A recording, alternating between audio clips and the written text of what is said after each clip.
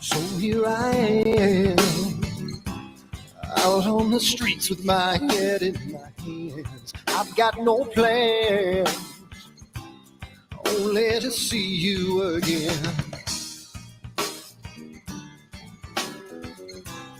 Don't get me wrong, sometimes I like being kicked on the ground. I'm not that strong, but then I come to my senses. Yeah! I'm coming, you can feel my power. And I feel what is real when she feels me. And I feel what is real when she feels me. And I feel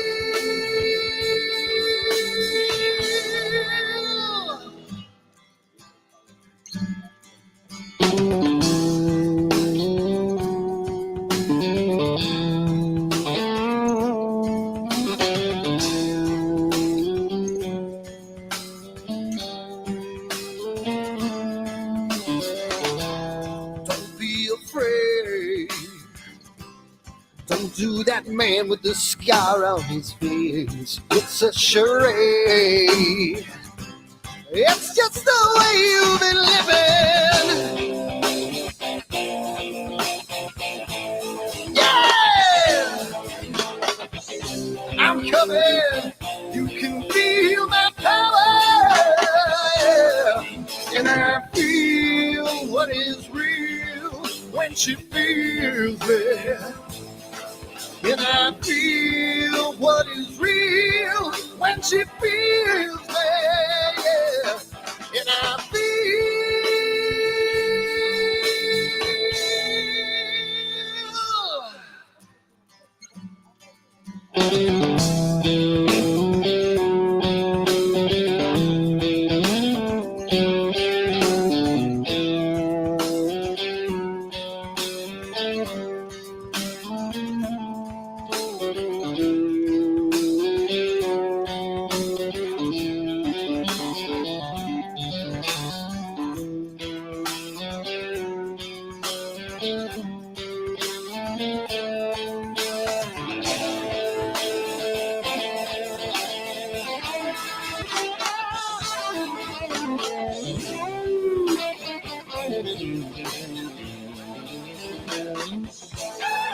And I feel what is real when she feels me. And I feel what is real when she feels me. Yeah.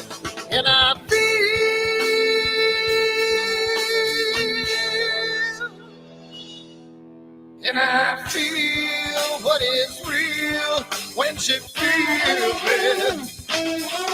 And I feel what is real when she feels me. Yeah. And I feel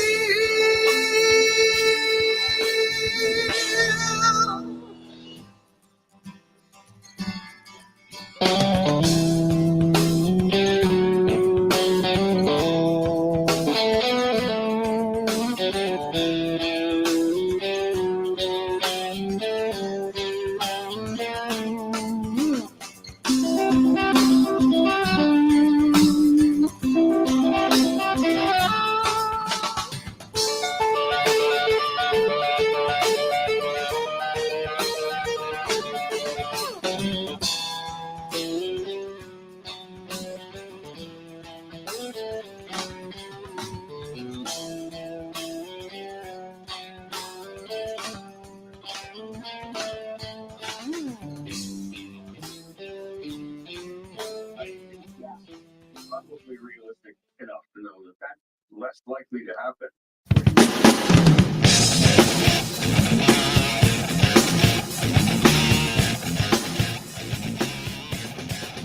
Hi everyone, Dan here, and I just wanted to put a little snippet about AstroWorld and what we do because I want to start getting the word out because I think it's becoming more and more of a giant community, and I want to get the word out to some other people. So what we do at AstroWorld is We hold astrophotography chats on Wednesdays at 9 p.m. and Fridays at 8 p.m. Eastern time. And we just talk astrophotography. Wednesday's more of a techie kind of advanced intermediate, and Fridays is more of a newbie kind of thing.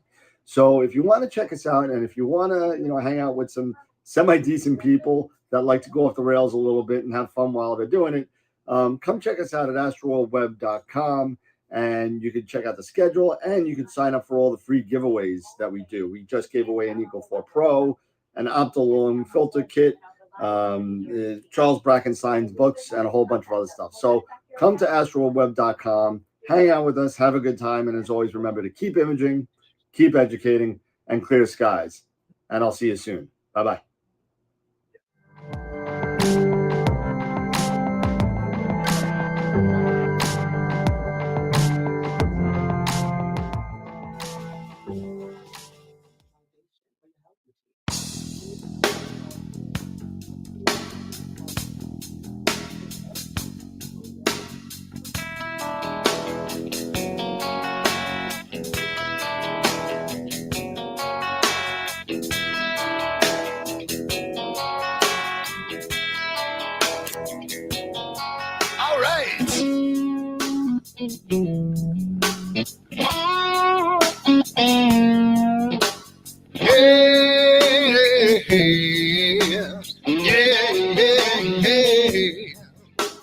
Where did my color go? Got your head in the sand.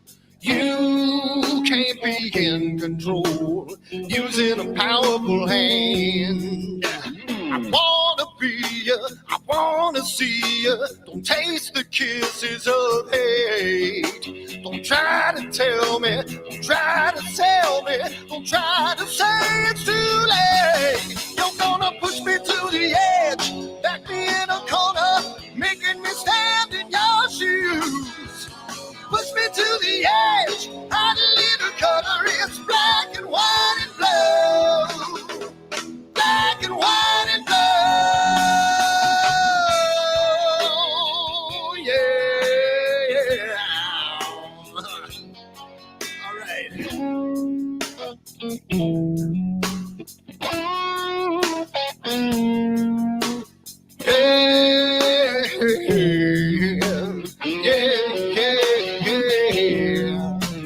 Cat learns to ring a bell. Rat gets free from the maze.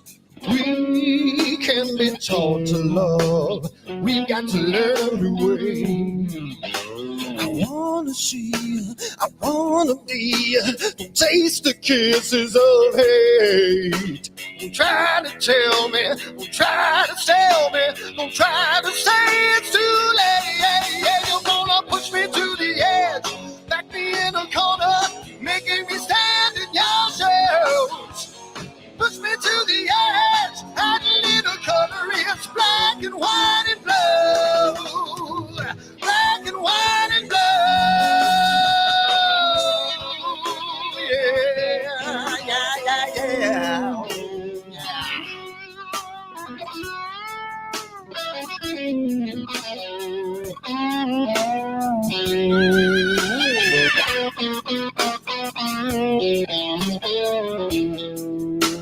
I wanna be, I wanna see you. Don't taste the kisses of hate. Don't try to tell me, don't try to sell me, don't try to say it's too late. Push me to the edge, back me in a corner, making me stand in your shoes. Push me to the edge, hot little color, it's black and white and blue. Yeah, black and white and blue. You're going black and white on the edge, back me in a corner, making me stand in your shoes. Push me to the edge, hot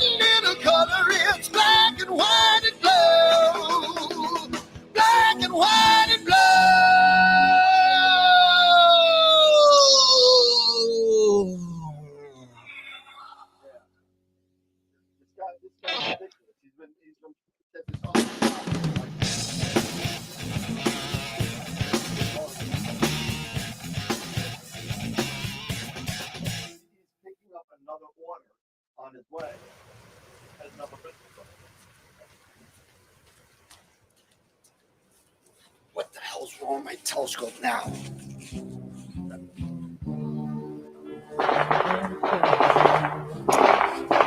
What's wrong with this thing?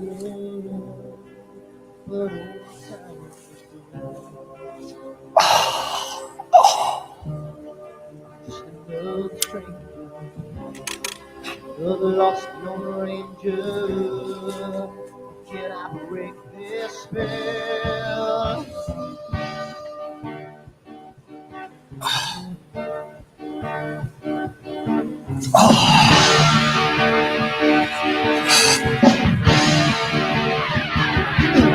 If I do one thing right, do I make two things wrong? If I want that fine line, do I will always take the fall? If I just do the left, I can live from the right. I sleep all day long, and then I'm breathing through the night.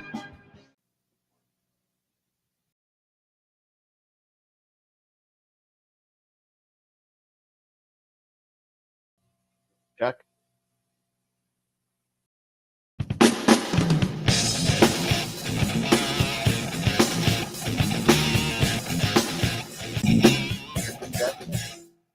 I've seen a lot of bankers, and I've seen a lot of cops. I've seen a lot of lawyers pull out all the stops. I've seen a lot of children with their parents in their hands. I've felt a lot of women who refuse to understand. Well, I don't think I understand why we're making such a fuss. And I don't think I understand what's come of all of us. And I don't think I understand why we take this world for granted. I just want to get right back to Guitar Players Planet.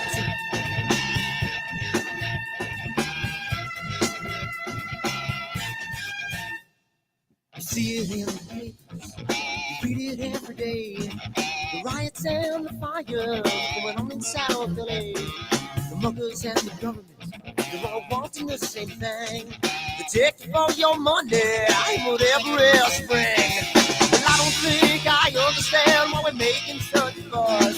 And I don't think I understand what's come of all of us. And I don't think I understand why we take this world for granted. I just want to get right back to Guitar Players Planet.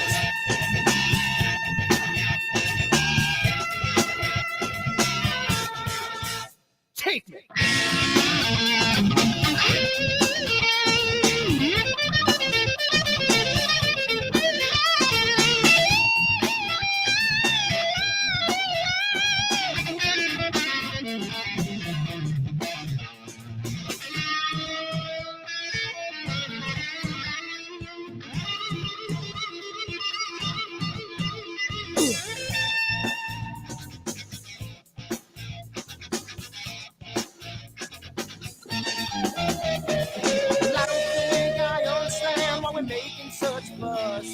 And I don't think I understand what's come of all of us. And I don't think I understand why we take this world for granted. I just want to get right back to Guitar Players Planet. Guitar Players Planet. Guitar Players Planet. Guitar Players Planet. Guitar Players Planet. Guitar Players Planet.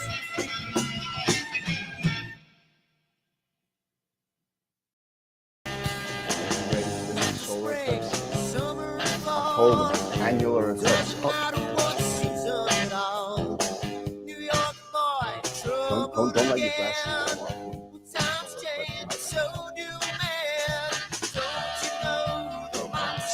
You ready for the next solar eclipse? You ready for it? October 14th this year is an annular eclipse, followed by April, another total solar eclipse, and you create your own branded AstroWorld telescope solar glasses made by American Paper Optics today on the website. AstroWorldTelescopes.com, or give me a call, 516-273-3771, and we can get you a set of 4 of these for $9.99. Come on down again, AstroWorldTelescopes.com, and keep imaging as long as you don't have a solar shade on. Keep imaging.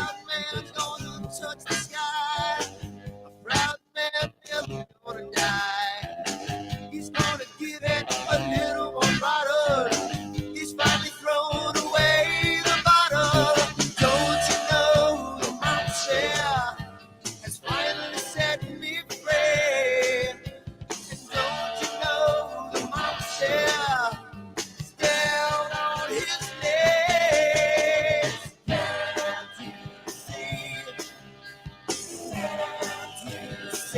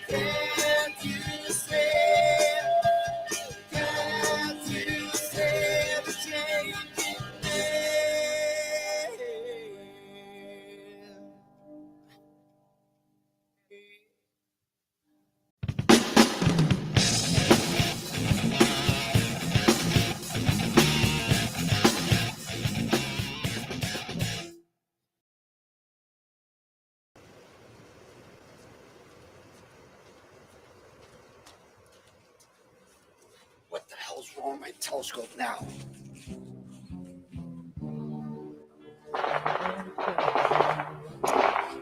Damn, what's wrong with this thing?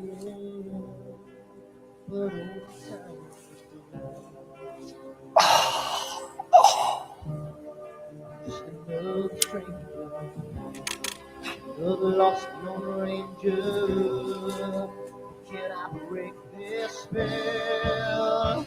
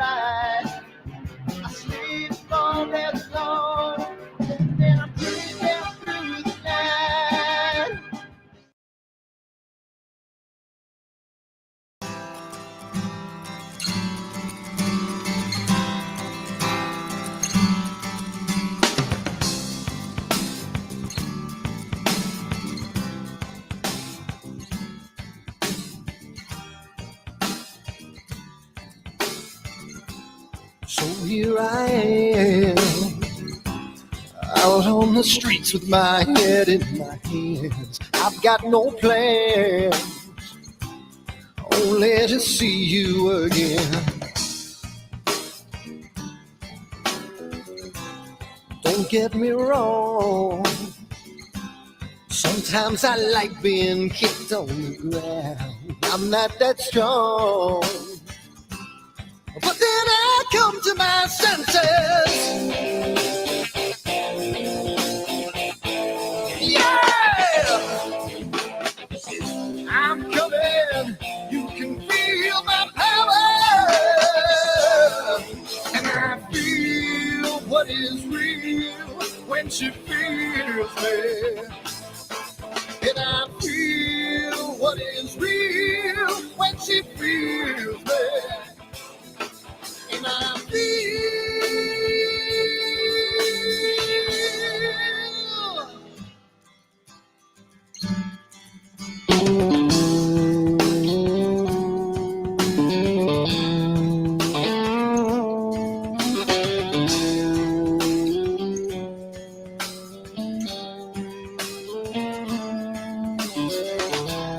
don't be afraid. Don't do that man with the scar on his face. It's a charade. It's just the way you've been living. Yeah! I'm coming. You can feel my power. And I feel what is real when she feels me. And I feel what is real when she feels me. Yeah. And I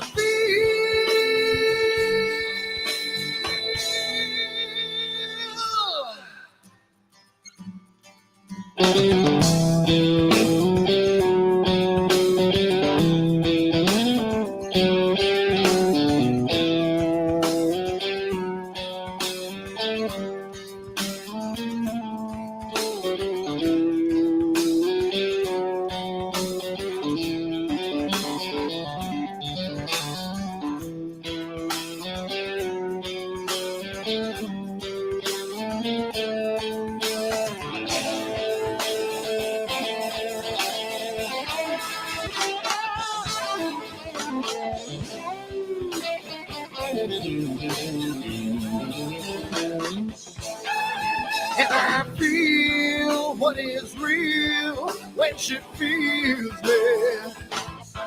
And I feel what is real when she feels me. Yeah. And I feel.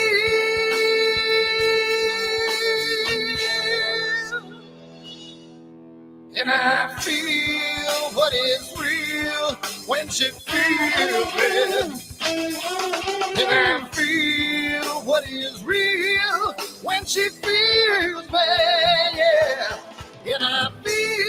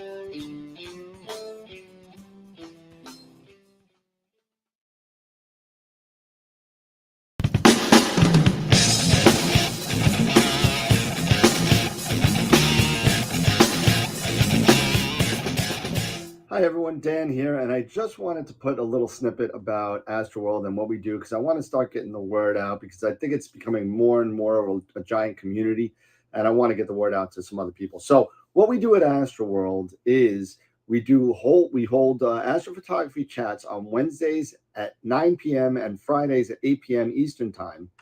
And we just talk astrophotography. Wednesday's more of a techie kind of advanced intermediate, and Fridays, if you while they're doing it, come check us out at astroworldweb.com, and you can check out the schedule, and you can sign up for all the free giveaways that we do. We just gave away an Eagle 4 Pro, an Optolong filter kit, Charles Brackenstein's books, and a whole bunch of other stuff. So come to astroworldweb.com, hang out with us, have a good time, and as always, remember to keep imaging, keep educating, and clear skies. And I'll see you soon. Bye-bye.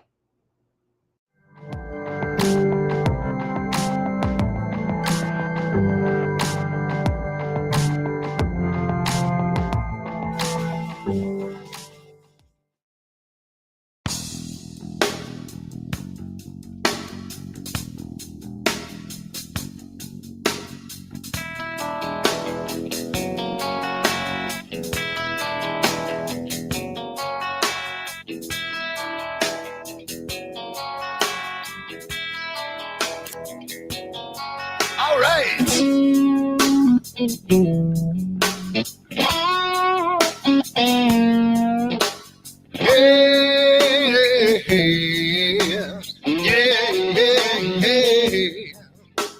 Where did my color go? Got your head in the sand. You can't be in control using a powerful hand. I wanna be you, I wanna see you. Don't taste the kisses of hate. Don't try to tell me, don't try to sell me, don't try to say it's too late. You're gonna push me to the edge, back me in a corner, making me stand in your shoes. Push me to the edge, hide a little color, it's black and white and blue. Black and white and blue, yeah. All right.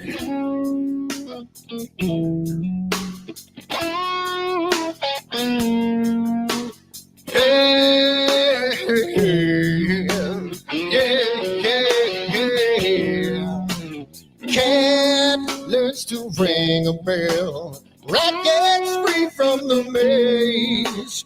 We can be taught to love. We've got to learn a new way. I wanna see, I wanna be. Taste the kisses of hate. I'm trying to. All right. How's it going, everybody? Do I have your audio, Eric? You should. Oh, there we go. Okay. It looked like your mouth was moving when you first started and wasn't saying, but you're fine. Oh, no. What's up, everybody? Happy Friday. It is Friday, and it is the I guess it's the last show until I come back from Canada. I don't know. It depends on Eric, but yeah, I think I'm gonna have to give you a call so we can maybe tomorrow or on Sunday, and we can spend some time on this thing, because we got to get this thing going. Regardless, we got to get this thing going. I mean, yeah, I'm getting on that. Absolutely. So if we don't have a party this Wednesday and we don't have a show, although just so you know, what I've been doing is, and I don't know if I'm too loud or not. I look like I'm peaking a little bit, but what I did was I chopped up last week's show on the constellations, and I put a 15-minute segment. So all the constellations are going to be in a folder called Constellation Overviews on YouTube, and it's going to go on as content, only the 15 minutes of that constellation. Nice. So just it's going to be every Saturday night that it's going to go up as just a constellation overview for the weekend, and it'll be on YouTube as a recording. So nice. So that's what I'm planning to do for that. So I did get some information from Optolong. Optolong is going to be sending us some more filters. So That's a good Thank thing. you, Optalong. Yep. So they're going to be sending us some more filters, and I'm really trying really hard to get a unexpected speaker at Astropalooza too. So Okay. all right. Don't want to say anything yet, but nope, don't say anything you know, yet. Don't say so anything. we'll see, and it's somebody who everybody knows, but we rarely talk about, and that's all I'll say. And we should be talking about the channel more because it's a really good channel. But anyway, that being said, let's no, it's not. No, No, Tom, it's not Sir Brian. it's a not Sir- YouTuber, so it's not Brian May. So I do apologize about that. Still trying. I'm gonna. It's almost September. Actually, it's August, so I got to send in my monthly letter to his agent, to his to his agent. people. So still trying. And I got to talk to my buddy over at Astronomy and see if Astronomy Magazine, and see if he could help me. He's good friends with them, but we're trying. We got we'll do an unboxing today. Oh, did you get it? We'll do an unboxing today. We're just gonna got it. Okay, good. All right, cool. We'll do an unboxing today while we're here on the show. We're gonna do it live. yeah, Bob, let him know. And then, even if it's only a 5-minute recording thing, we've been dying to get him on since year 2. And we've been trying and threatening and calling his, no, not calling, but sending emails to everybody. So I kind of stepped off the gas a little bit because I thought I was getting a little annoying to the person. So I had to easily get off, and we'll see. So tonight we're going to be going over Ophiuchus and Aquila, Aquila, depending on where you're from. Yeah. Had a little problem with Aquila. I got to be honest with you. There is not a lot in there for medium-sized telescopes. Not a lot in there. No. No, there's not one Messier object in there. No, there's not. No, there's not that. But a lot of sharpless stuff is in there, but sharpless stuff to the point of you need 22 to 2500 or more millimeters of focal length to even get what you want to get. Now there's some other stuff in there. There's some, we'll go over that. I found some stuff, but it's it's slim pickings in Aquila. It's slim pickings. So that being said, let's go over the sponsors real quick. Do that. And we'll do that. And bam. All right. So here we go. So I see one not new person, but a returning person that he said he was back. What was his name again? Charlie Ford. Charlie, hey, welcome back. Welcome back. Thank you for coming and dealing with us for another show. Appreciate that. And but don't forget all these giveaways that we're doing. You got to sign up on astroweb.com in order to be eligible to get them. Jay Polanco just won a $50 gift certificate to AstroWorld Telescopes on Wednesday. We gave away Masters of Pics Insight classes and a whole bunch of other stuff. So we're gonna get ready to get the ball rolling again. So our first sponsor is Woodland Hills Camera and Telescopes. So thank you to them. They give us $50. Well, they give us cash to give away. So we do it once a month, and we give one big one away at the end of the year. So that being said, go to astroweb.com and sign up for the giveaways so you could be eligible to get them. Red Giant level, we got Prima Luce, Camera Concepts, and Optalong again. So getting more stuff from Optalong very soon. So hopefully we'll get it, and they'll ship it out. So I'll be very interested to find out what they give us. Tonight we're giving away a Masters of Pics Insight workshop. So come on down. Make sure you sign up for the Masters of Pics Insight workshop as well. They've been super, super generous as far as giving stuff away and allowing us to do that. So thank you to Ron, Warren, and Pete over there. You guys are the best. Also, we give away once a month an IP for AP yearly subscription. So once a month we give that away. So thank you to them. Also, I gotta do the shameless plug. Go to AstroWorldTelescopes.com and get all your Astro gear there. Go right ahead and go grab it. You can give me a call directly at 273-3771, and please don't call while I'm on the live show, because I will not answer. I'll call you when I'm done. Or you can email me at dan@astroworldtelescopes.com. All All right. And the Off the Rails members, we got Sean, Bob, and John. So if you want to be super generous and support us on Patreon, go to Patreon to AstroWorld TV, and you could support the show there. Buy us some coffee, get me a new microphone or earpiece or something, and also allows us to give away a whole bunch of stuff to you guys for Patreon perks and YouTube perks and all that kind of stuff. So shirts, stickers, all that kind of stuff. It also allows us to purchase our AstroWorld TV table at NEAF as long as the other stuff. So we'll be there again next year, and more news to come about the possible AstroWorld Okie-Tex Festival in 2024.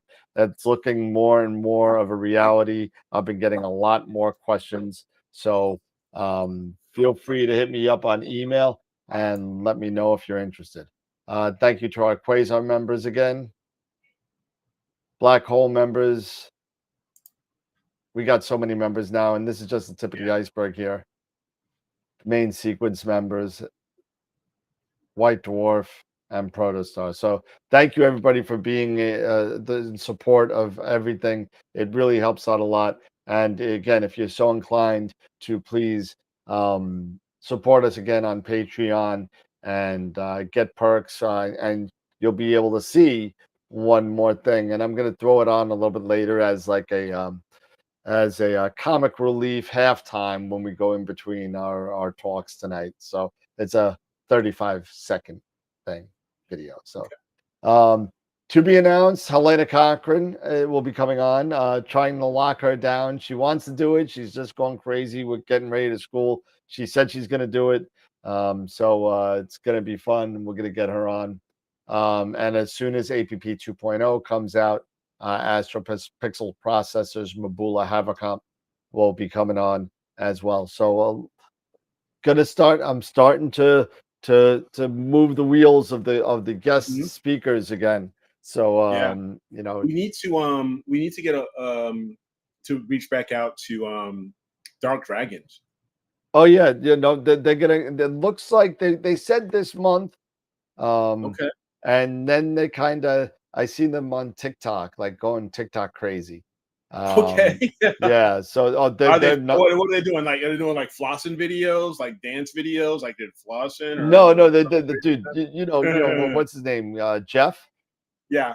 He's a little crazy looking. He's a great guy, but he's a little nutty looking. He's like, what's going on? We're gonna be going out to the Dark Dragon site. And it's crazy. So, but he does. If you're not following him on TikTok, follow him. And if you don't know what Dark Dragons is, go check it out, because it's a pretty cool observatory solution, and you could get it from Dark Dragons. So he's going to be on as long as we can lock him down, because I know he's a little busy. So yeah, no, totally understandable.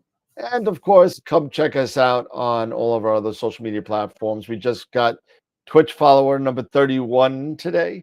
And so AstroWorld TV on YouTube. Our Discord channel is over 130 people strong. And of course, Twitter, Twitch, and Instagram as well. So that being said, we're going to go back to the 2 up. And there we go. And we are back to our regular scheduled programming. All right. Let's see. I've been dying. I ordered DoorDash at 7:01, and it's holy cow. Yeah, it's 8:20. It's over an hour. Yeah, and you know what? I don't even care if the food's good. I am complaining because I watched the guy sit in his damn car picking up another order for 20 minutes. See, this is unbelievable. Anyway, but that's me being that's hungry. throwing shade. That's we every once in a while we should throw shade at stuff. Of all those social media platforms, which is the most active? I'll be honest with you. I've really just been watching Twitter. I'm sorry, not Twitter. Discord. Yeah, Discord. Discord's been pretty active, and a lot of people asking questions, a lot of people sharing pictures, a lot of people just BSing. It's pretty active. Although we do have 1,000+ subscribers and everything else. So I mean, go check it out. And if it needs a swift kick in the butt to be active, Bob, go get them. So we could always use people putting content on all the other social media platforms. Me, Eric, and the rest of the guys can't do everything. It's got to be the membership. So help us out. Yeah, and like I said on Wednesday's show, I really want to, and Dan, we'll figure this out, or we'll get whoever is your web page developer to get us another page so we can do a critique, so we can drop critiques, areas so people can post their critiques, and we can do that there right off of AstroWorldWeb.com, as well as because I know we do it on Discord right now, but at least we can also put it there on the actual website, which would be kind of cool too. Norm, I'm not trying to be a jerk, but I don't think I've ever seen you put a post on the Discord. I could be wrong. Yeah, it maybe yeah. I know. I hope you're on the right channel, because I don't remember seeing you. I would respond to you, Norm. I'd be like, Newman, come on. Yeah. Because I don't see you. Let's see. You know what? Send something right now, and I'll see if it pops up, because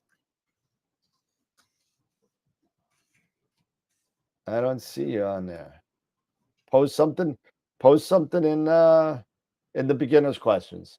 Post something in the beginner's questions.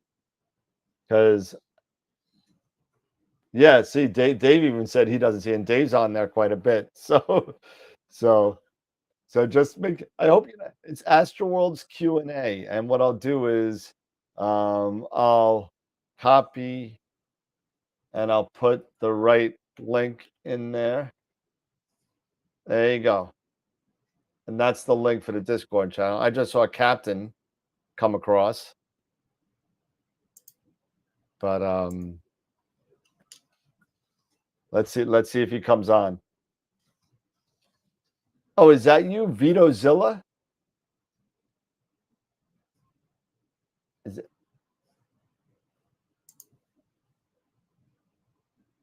I don't know if that's him or not. If that's VitoZilla, I thought that was somebody else. Yeah. Yeah. Norm, I still don't see you. If you're not VitoZilla, I don't know. VitoZilla is typing right now. Nope, that's Kevin. So nope, I don't see you, Norm. No one sees you.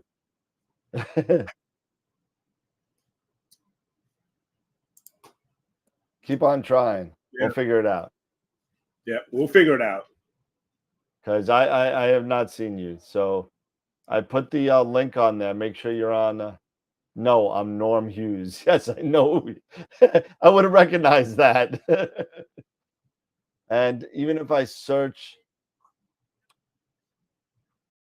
I just search for Norm, and there is nobody called Norm in any of the online people there.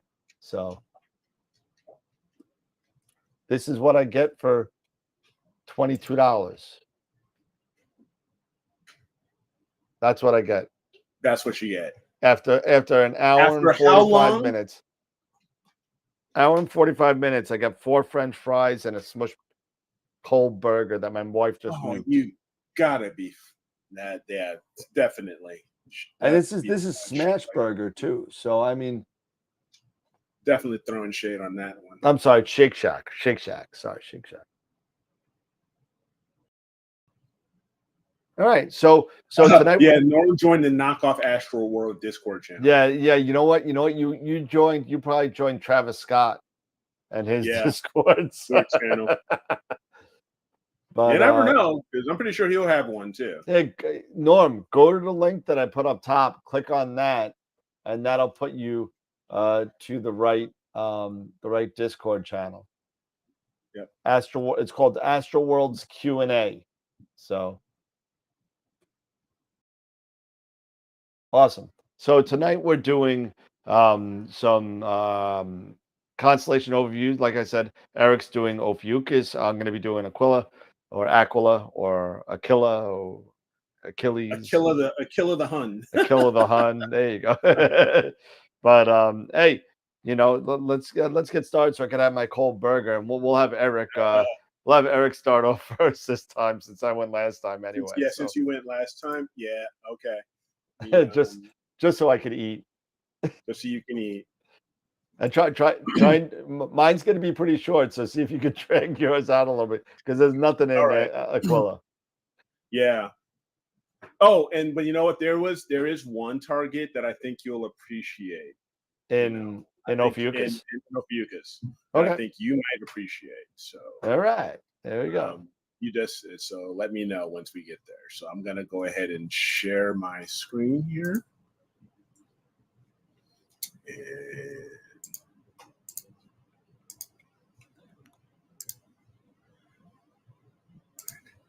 All right, so we're gonna go over Ophiuchus, and this is probably one of my favorite summer constellations. So we're gonna go through a few targets here and go through a little bit of interesting facts and all this other fun stuff. So, all right, so about Ophiuchus, it is located in quadrant 3 of the southern hemisphere.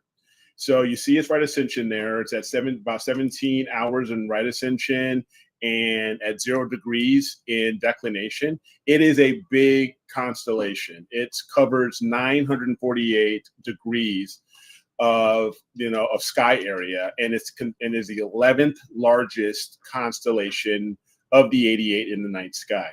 And it is an equatorial constellation, which means it does pass over the celestial equator. And it's very cool, that we can be able to take advantage of this constellation, both northern hemisphere and southern hemisphere. It's really, really cool there. And it has 12 named stars. Okay, and they're named the Greek alphabet letters followed by Ophiuchi, and the IAU abbreviation is OPH or OPH. And the brightest star in Ophiuchus is, and I hope I'm pronouncing this right, is Rosselhog, and that is Alpha Ophiuchi with a magnitude just over 2.08, so quite a bright star. Now, the Greek meaning of Ophiuchus is serpent bearer, but it is also known in Latin as Serpentarius, which I found kind of cool. How we always make, you got the Greek side, and then the Romans took over. Now you got the Roman side, it gets kind of confusing, but it's pretty cool nonetheless. And it was cataloged by Ptolemy, like a lot of other of the original constellations in the 2nd century. Now, Ophiuchus actually belongs in the Hercules constellation. You remember when we were going over the other constellations we did earlier in the summer? Those were of the Perseus family. Ophiuchus is a member of the Hercules constellation family. It is visible by a very large area. I mean, you can go as high as 82 degrees north or 80 degrees south. It is huge. And so it can be visible all in that space. And here in our area, in the northern hemisphere, it can be seen from May until October. But they say the best time to see it is actually this month, is in August. And in the southern hemisphere, it is best seen during the winter. Now, there are a meteor shower. I believe there's actually 4, but they all belong to the same family, the Ophiuchus, which run from mid-May through early July. And the actual peak of the Ophiuchus meteor showers is pretty regular. It's June 20th of each year. Now, unlike, we were just talking about Aquila having no Messier objects, Ophiuchus actually has 7 Messier objects. And incredibly enough, they're all globs. They're all globular clusters. You have M9, 10, 12, 14, 19, 62, and 107. So it's got quite a bit out there. So if you are a person, I know, like Ron Brecker, when we talked with him at one point, I asked him what are his favorite types of targets. He says he loves globs. So I'm sure he's probably taken quite a few of images of these different maybe globs here. So, and within Ophiuchus, we have the second closest star to the Earth. It's only 6 light years away. It is Barnard's star. It is a red dwarf, and it is kind of faint with a magnitude of 9.5.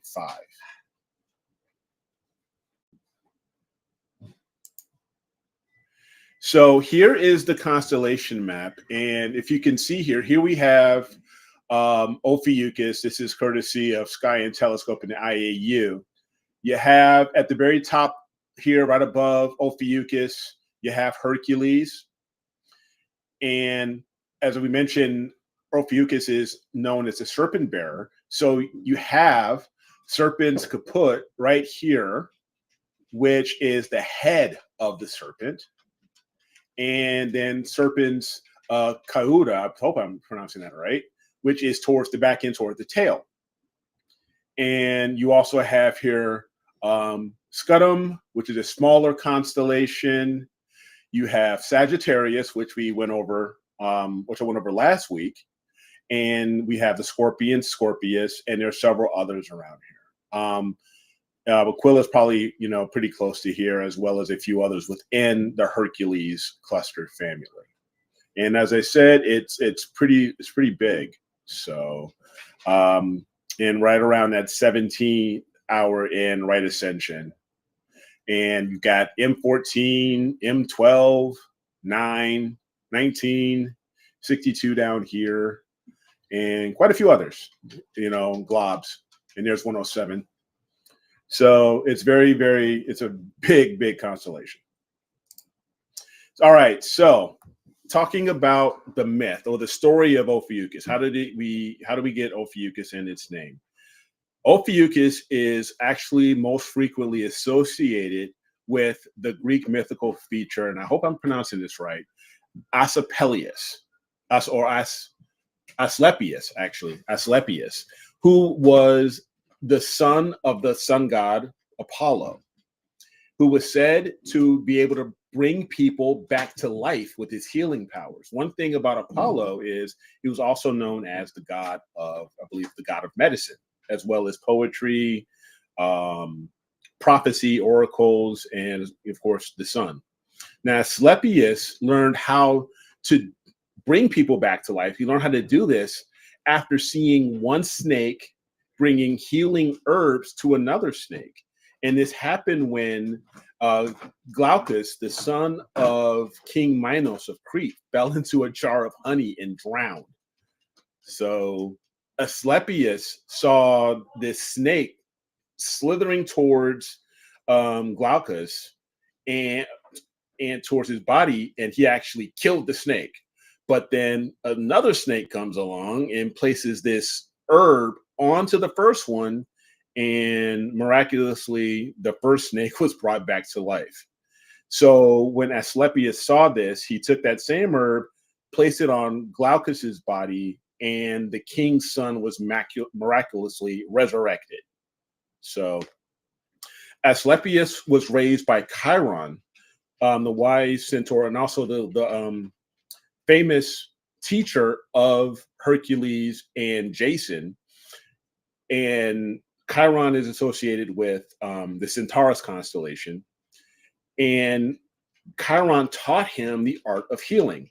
So one of the myths says that Asclepius also was given the blood of Medusa by Athena, and the Gorgon's blood, you know, from the veins on her left side, that was poisonous, but on the right side, we're able to bring people back to life. So that's another story of Asclepius, and how he was able to heal and bring people back to life. In another one tale, Asclepius resurrected Theseus, Theseus's son Hippolytus, after he was thrown from his chariot. And in this version of the myth, Hippolytus is associated with Auriga, the constellation, the charioteer, which is that the one we're going to be talking about? Or are we going over to Aquila? No. Or, yeah, we're going to do Aquila. Dan doing Aquila. Anyway, now what happened to Ophiuchus, or Asclepius rather, is he was struck down by Zeus because he was worried that humans would become immortal with, you know, how Asclepius was around to heal them all the time. And Hades begged Zeus, or came to Zeus saying, hey, there's not enough souls coming into Hades and into the underworld. You know, you got to do something about this. I don't have it. You know, I'm losing power here. I'm losing my domain. So Zeus, you know, listening to Hades complaining, killed Asclepius by throwing down a lightning bolt and killing, you know, Asclepius here. But Apollo was now also upset. So Zeus decided, in order to also appease his son Apollo, he placed Asclepius into the sky, you know, to honor him with, you know, the things he did do as a healer. And basically he became Ophiuchus, or no, you know, the serpent bearer, which was a really cool. That's what I thought was a very interesting story. Yeah, in the beginning of that story, it kind of reminded me of, you know, Darth Plagueis meets Winnie the Pooh. Yeah, because wasn't Plagueis like one who wanted to try to cheat he death. Wanted to cheat death. Yeah. Yep. So very interesting. Now, so we'll talk about a few of the deep sky targets. Now, we talked about how there are a lot of globular clusters, not just Messier objects. There's a lot of globs in Ophiuchus. And so I grabbed a few images. Two of them were from NASA, from the Hubble Space Telescope, but I did get one from Manfred Horkel from AstroWorld. So we have Messier 9, 10, and 107, which are all very cool. So if you have maybe a long focal length or mid-size telescope that can grab these glob clusters, if these are things you're interested in, go for it. These RGB and LRGB images. Now, there's also quite a few of my favorite targets, which are dark nebula. And two of them that I think are really, really cool are LDN 43, which is known as the Cosmic Bat. And this one was taken by Steve Bremel, and I pulled this one from AstroWorld. And I can definitely see this as a bat. So that one's, it's almost like Batman, you know. I remember some of the movies when Bruce Wayne finally went to the Batcave, and then you see him, you know, getting swarmed by bats. And so this one was pretty slick. And we have the Snake Nebula, which is Barnard 72. This one I also grabbed from AstroWorld as well. So there's a lot of dark nebulosity in Ophiuchus if you are so inclined to go after that with your telescope. And my favorite is absolutely my favorite summer target. IC 4603, which is the cloud complex, the Rho Ophiuchi cloud complex. And this also includes the bright star of Antares here.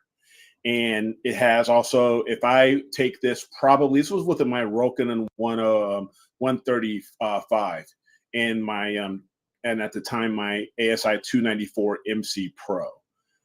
But you can see a glob here. I believe that was M9, I think here, if I'm not mistaken. I could be wrong.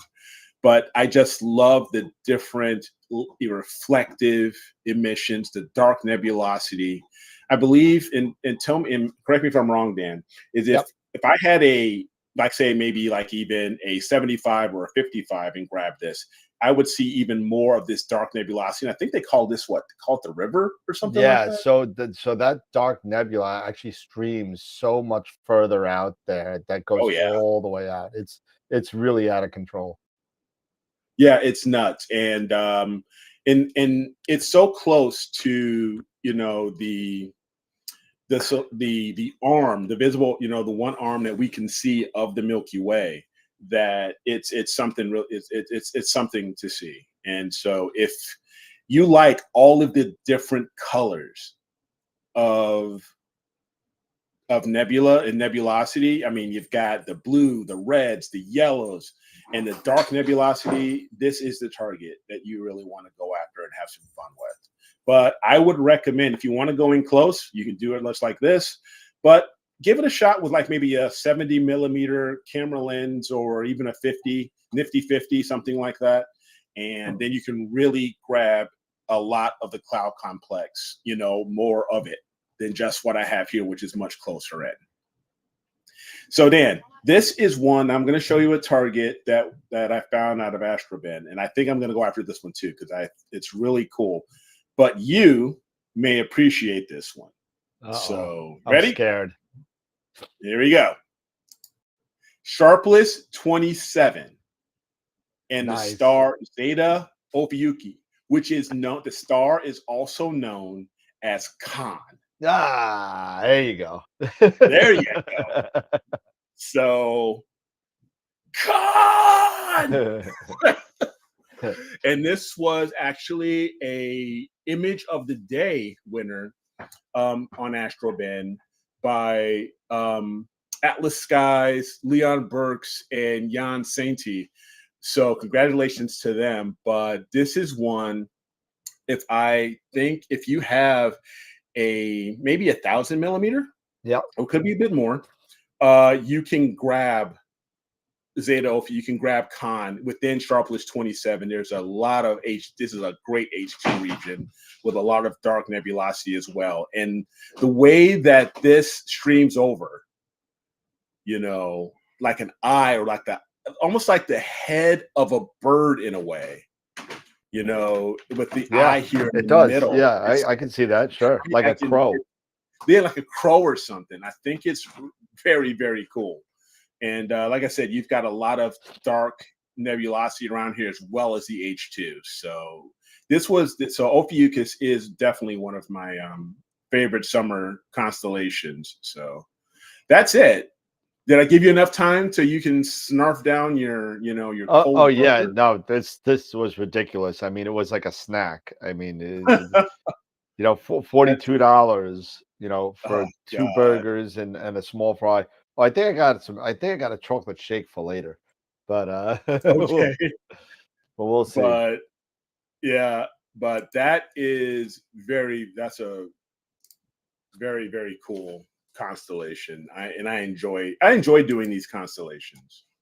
Well, then I should have given you Aquila, because that is probably the most boringest, constellation out there. I mean, it's gonna be like a 2-minute thing, although there is some kind of stuff in there. But I mean, you know, it's just not a lot of cool stuff in that. It's Aquila's claim to fame is probably just being part of the Summer Triangle, because that's really there's really That's pretty much nothing it, much in there. You know, there's a couple of clusters in there. You know, if you got some really long focal length, I'm talking 9.25 Schmidt or more, then you can kind of get some cool stuff. But you'll see the some of the pics that I did, that I picked on in Aquila, that you're gonna need some focal length. You're gonna need some focal Yeah. length. So I mean, don't shy away from it. But if you got the reach, go for it, because it's pretty cool. So, but before we get to that, we'll do an intermission real quick, and Okay. I'll play a little quick 30-second video from my trip all across the country. So here we go.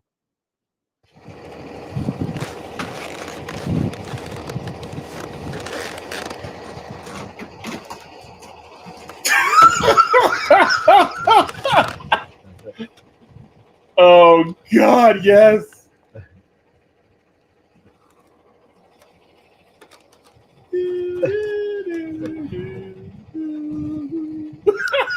It's gotta mean something.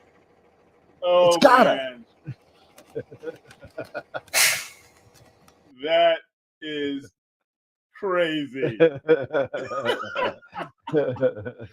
Oh man.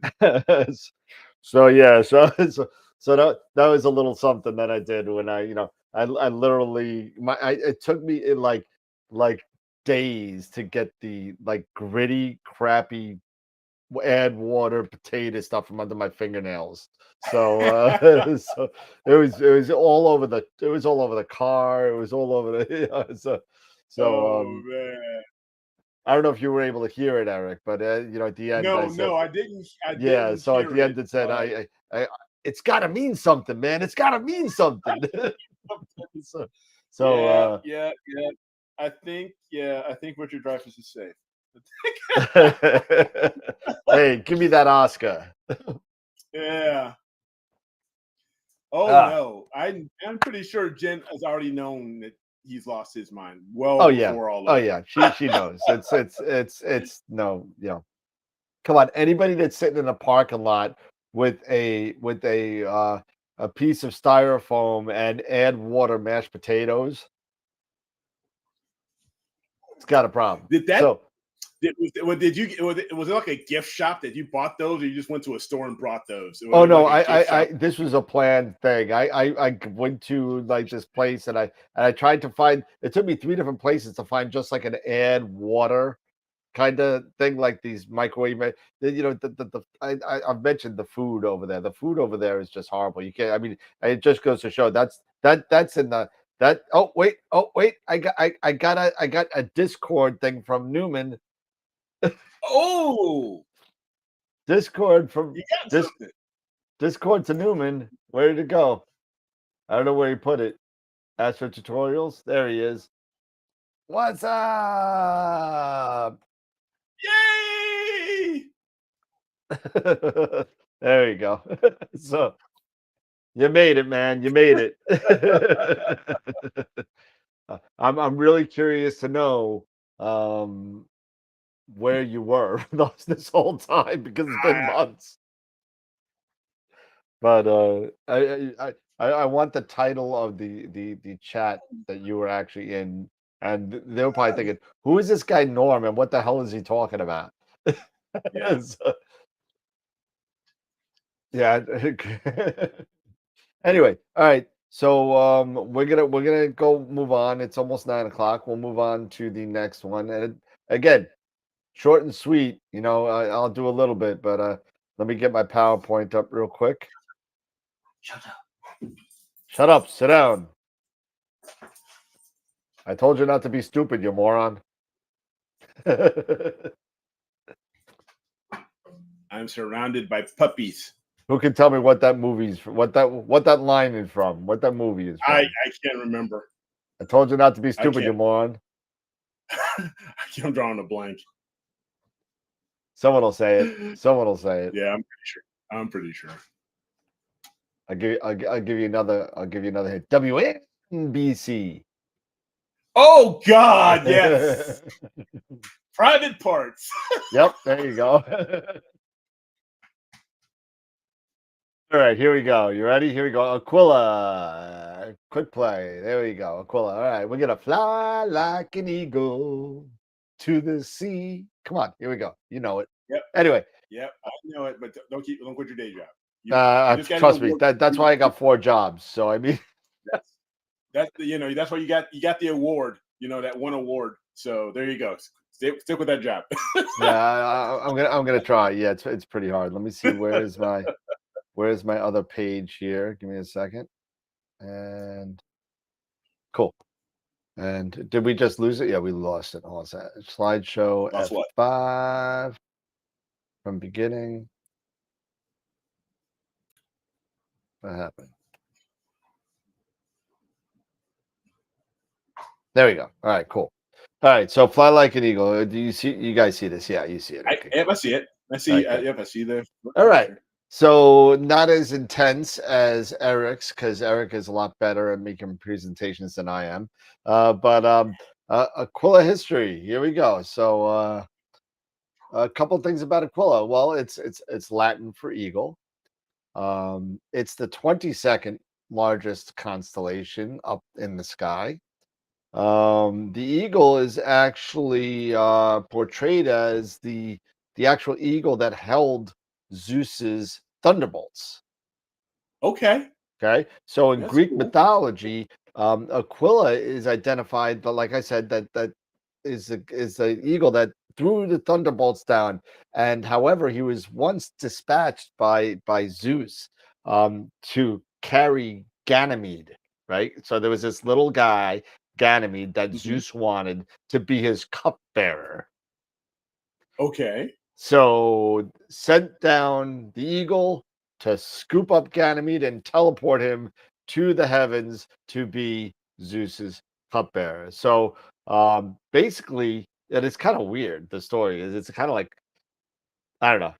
So there's this guy Ganymede, and he's chilling out, and he's he's tending sheep.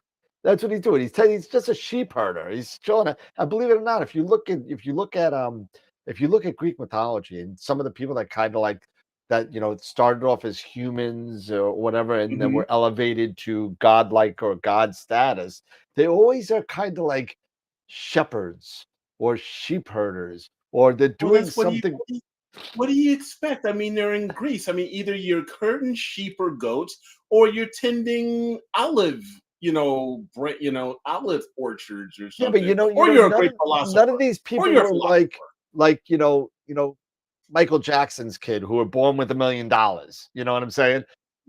They're all these poor people that become gods. So I mean, it's kind of weird. I don't know, but according to the myth, Zeus flew down, let the fly down and captured, not captured, but just took Ganymede while he's tending sheep to be his cupbearer in Mount Olympus. So so you go from being a goat herder to a waiter.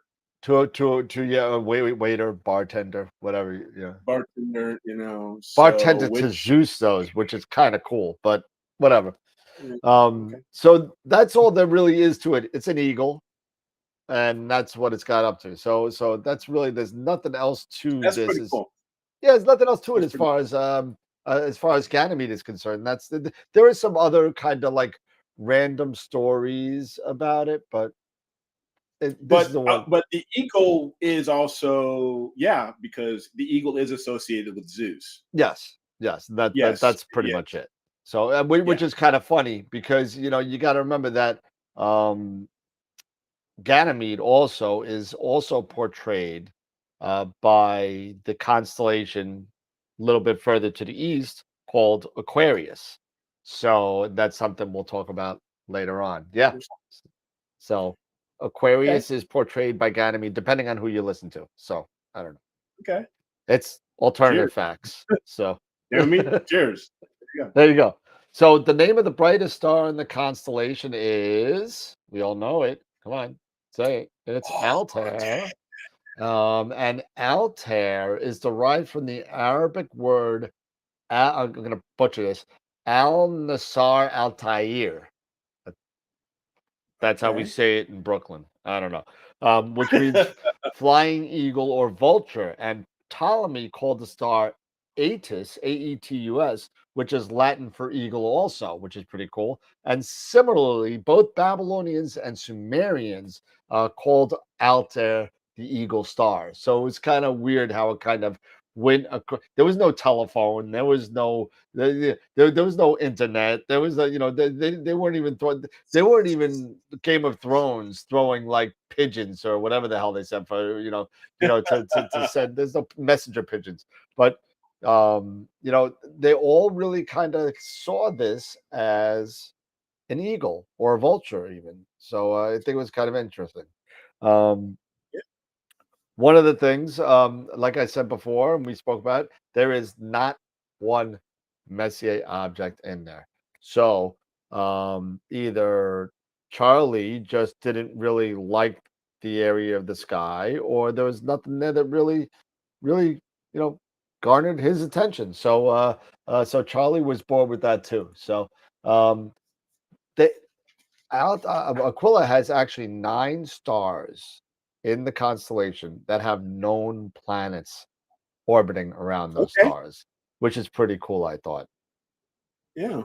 And it's also home to 2 meteor showers. The what was it? The June, the Aquilids, and the Epsilon Aquilids too. And I think that's in November. But so there you go. So that's some history on Aquila. And here's Dan's pick number 1, right? Okay, so pick number 1 is NGC 6709. It's 8675. I'm gonna try 65309. That's not, that's 8675309. This is really nice open cluster, and this picture was taken by Kathy Walker, and you're gonna see her, I think, in 2 pictures because she is on Astrobin, and let me tell you something. If you want open cluster images, she's got her colors down. I mean, they're really nice. So definitely check it out on Astrobin. Her name's Kathy Walker. That'll be coming up.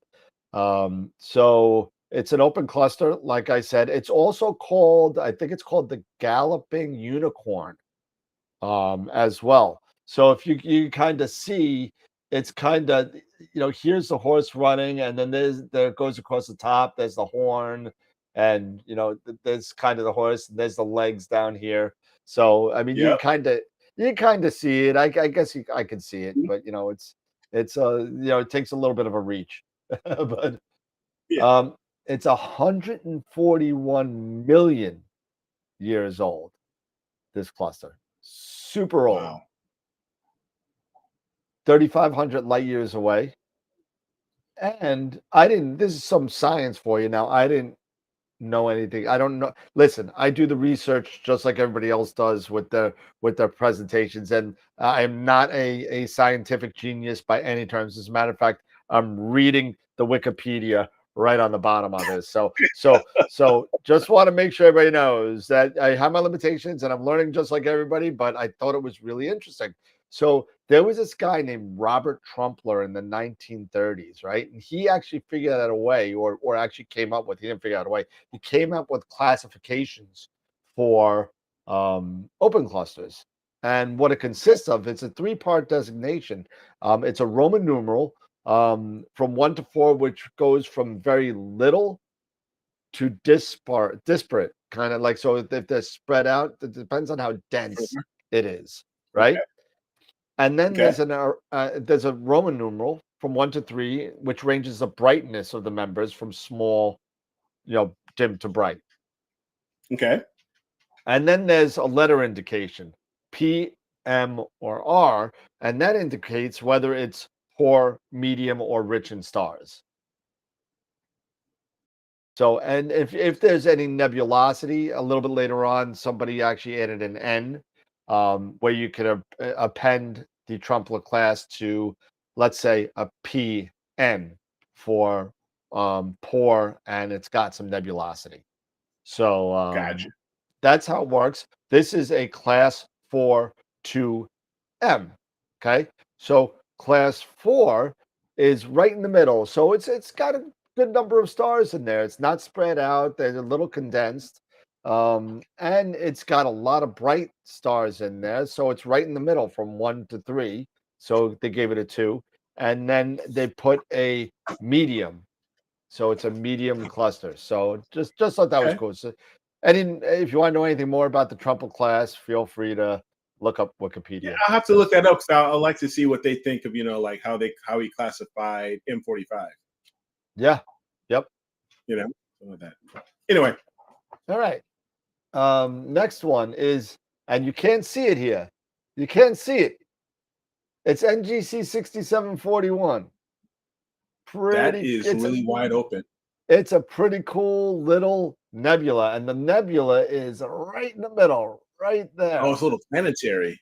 And I got it zoomed in. I get it zoomed in. Now, reason why I wanted this picture is because this is taken with an 11-inch Schmidt. Jeez. That's how small this sucker is. Yeah. It's 7,000 light years away. It's called the Phantom Streak Nebula, and you'll see why it's called the Phantom Streak in a second. Like you called, Eric, nice little planetary nebula, right? Mm-hmm. Discovered in 1882 by Edward Charles Pickering. Man, it's got to be English, I would think. Yeah, the Pickering's Triangle. The same guy who discovered Pickering's Triangle. Same guy, yep. Yeah. And the photo is by Gary Im, another one who I think has 2 pictures in this demonstration. Really cool. But here you go. There it is right there in a little zoom. Wow. And the funny thing about this is that even though it's classified a planetary nebula, right? Mm-hmm.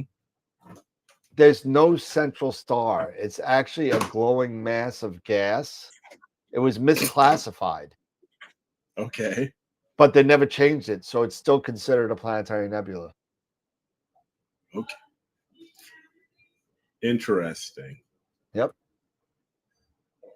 And there we go. Number 3. One of the few things in there that you can kind of get in dark nebula, and so I had to throw it out there. Barnard's E. Got to throw it in there. It's probably in my humble opinion, probably the best thing in Aquila right now. And and if you don't have time invested in this project, you're only going to get Barnard's C, as far as I'm concerned, which is this right here. Yep. Okay. The E actually extends down here. This is the bottom of the E here. Right. Okay. So I'm wondering how much time you put in, I'm curious, how much acquisition time was put into that then. Well, this is a picture by Ron Brecher. Oh, then it's AstroDoc. Yep. 2,000 light years away. And again, discovered in 1882 by Charles Pickering. And photos by Ron Brecher. Now, as far I can find out how much time, I think he put about 12 hours into that at a Bortle 5 Sky with an Esprit 150. So, yeah, I could get more accurate accurate specs on that because he's really good at putting all the specs on his website. So, oh yeah, for sure. So number 4, 6781. It's not the Phantom Streak Nebula. Whoops, my bad. I guess I skipped that line. What happened here?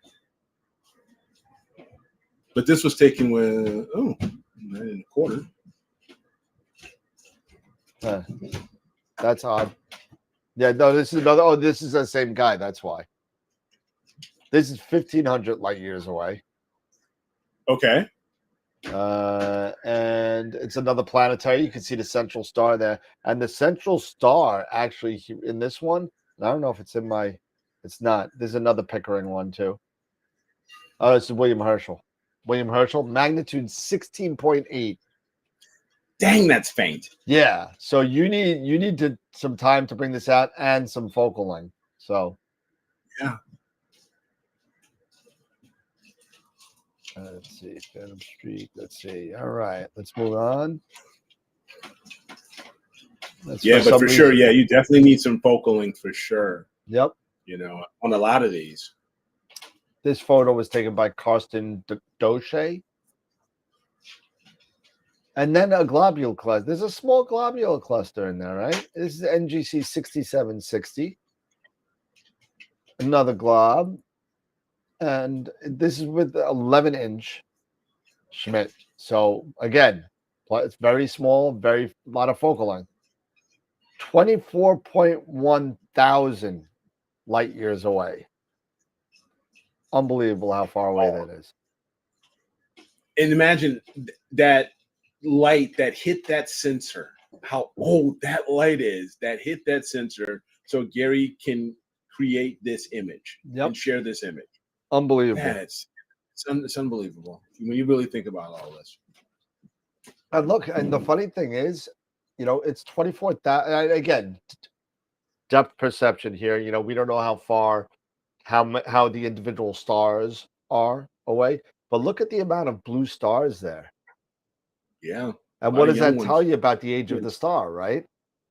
A lot of youngins. A lot of young stars there, right? So 24.1 thousand light years away, when we still got some young blue stars there. So I think that's pretty interesting. Yeah. So if you think about that, is that an indication of the universe expanding, or who knows? I'm just throwing it out there. That's what I think about when I go home and the television's broke, And then the overlooked pic, and I thought this was kind of cool. This is wow, pretty cool, right? This is called the Son of M76. The Son of M76. Yep. This is NGC. NGC 6778. Okay. So if it's a son of M76, is it the grandchild of M27? Never know. What big dumbbell, little dumbbell, son of the little dumbbell. I mean, M27's got to be granddad. I don't know. That's just me. Another thing I think about. I love it, Norm. Absolutely. It's better to burn out than to fade away. There can be only one. There can be only one. Stop being a stupid gherkin. 10,300 light years away. This was actually done with a 1200 newt. So not too crazy as far as focal length is concerned. So not so bad. Image was taken by Diego Baruco. And there is actually the center star here is a binary. So you don't try and split it. It's never going to happen. But it is a binary. They know that because of the dimming as they revolve around each other. Gotcha. And planetary nebula, and that is it. Nice. Well done. We be done. Well done. See, not only do we keep imaging, we keep educating. Yep. But we never have clear skies, so we get screwed. Yeah. That is true. It's all good. The micro dumbbell. Yeah, there you go. Yeah. Thank you. Well done. Bravo. Well done. Golf clap.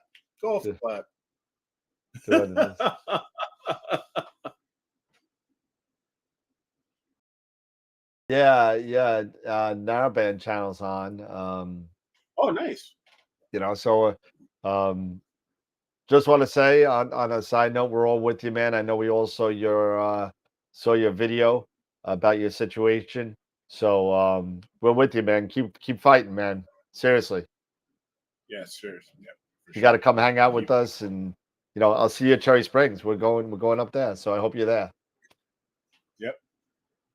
Clear skies coming to Utah. Nice. Oh, you want to give the USB cable lesson? I didn't want to embarrass you, Dave. But so Dave was, on Wednesday night, Dave was threatening about using his Giotto for a frisbee, and yeah, I remember. Yeah, so I said, well, instead of making a $300 frisbee, let's take a look at it. So yesterday, I got on an AnyDesk with Dave to take a look at his Eagle and his everything. And you know, in all fairness, Dave, probably should have checked the cable first. But so after about an hour and a half of troubleshooting software and reloading software and drivers and all that, I said, hey, just for and giggles, let's change out the cable. And change out the cable, it comes right on up, and one of those crappy ZWO flat cables worked. So and it worked. So it's he's up and running. I was opening and closing his flat panel with them, and Nice. yeah, cables can be bad even if they're brand new. I mean, you gotta, Tech 101, is it on? Is it plugged in? If it's plugged in, you know, figure it out from there, and then work your way through the line, and that's it. So definitely check out your cables before you do anything else. I mean, I can't tell you how many times I was troubleshooting somebody's computer or something, and they didn't tell me they opened up the case and their video card's just a little bit out, and the monitor never turned on, so they thought the computer was dead. So I mean, always take baby steps when you're dealing with computers. Baby steps, right? Baby steps. That one of the first things here, Eric, tell me if I'm wrong. The first thing they do when you say, barring power, barring everything, what do you do when you're troubleshooting a computer? You unplug everything from the computer except for the video card and make sure it boots up. Right? And one thing at a time until it crashes. Thing at a time. Until it crashes. One thing at a time. And then that's it. Exactly right. That's exactly right. That's a very good point, Norm. But in David's situation, his cables were brand new. It wasn't sitting outside. It was just a bad cable. And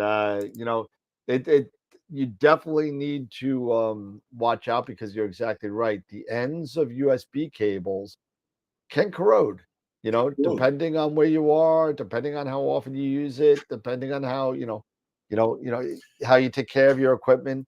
It's one of those things that every once in a while, I mean, if I had my scope out 24/7 in an observatory situation, I would probably change out my cables once a year, no matter what. That's just a practice that I would do, just because I know how bad cables get pulled and turned, and do, and all this stuff and it'll stop certain things from happening, because if your USB corrodes, the next thing that's going to corrode is your port, and you don't want your port going. No. God forbid you're on an Eagle that's a $3,000 port on a $950 NUC that you're going to have to get replaced because one of your USB ports are dead. Oh, agreed. I mean, it's not even Josh, it's not even about the length. Yeah, the length as far as pulling the cables. Yeah, absolutely. Shorter cables is definitely a best bet, without a doubt. Absolutely. But that's not still just for cable management. No. What's that? Of course, absolutely. I agree. Shorter cables, especially, of course, for cable management and all of that, but still got to check them every once in a while, especially if you're in, certain areas where perhaps you get a lot of humidity and moisture and stuff like that. It's just one of those things that we all should, just keep into the back of our mind. And it's not uncommon, especially for me. I have quite a few different types of cables, in my, down here in my basement, because they go out. And yeah, absolutely. So, and I'd rather have a stock, at least a small number of them, just in case. So I'm not missing out on a night of imaging because one of the cables went bad. I like to have at least a few, You know. Yeah, that's Yes, Charity. Someone say moisture. Yes, Oh, I did. God. Ah, Oh yeah. Where is it?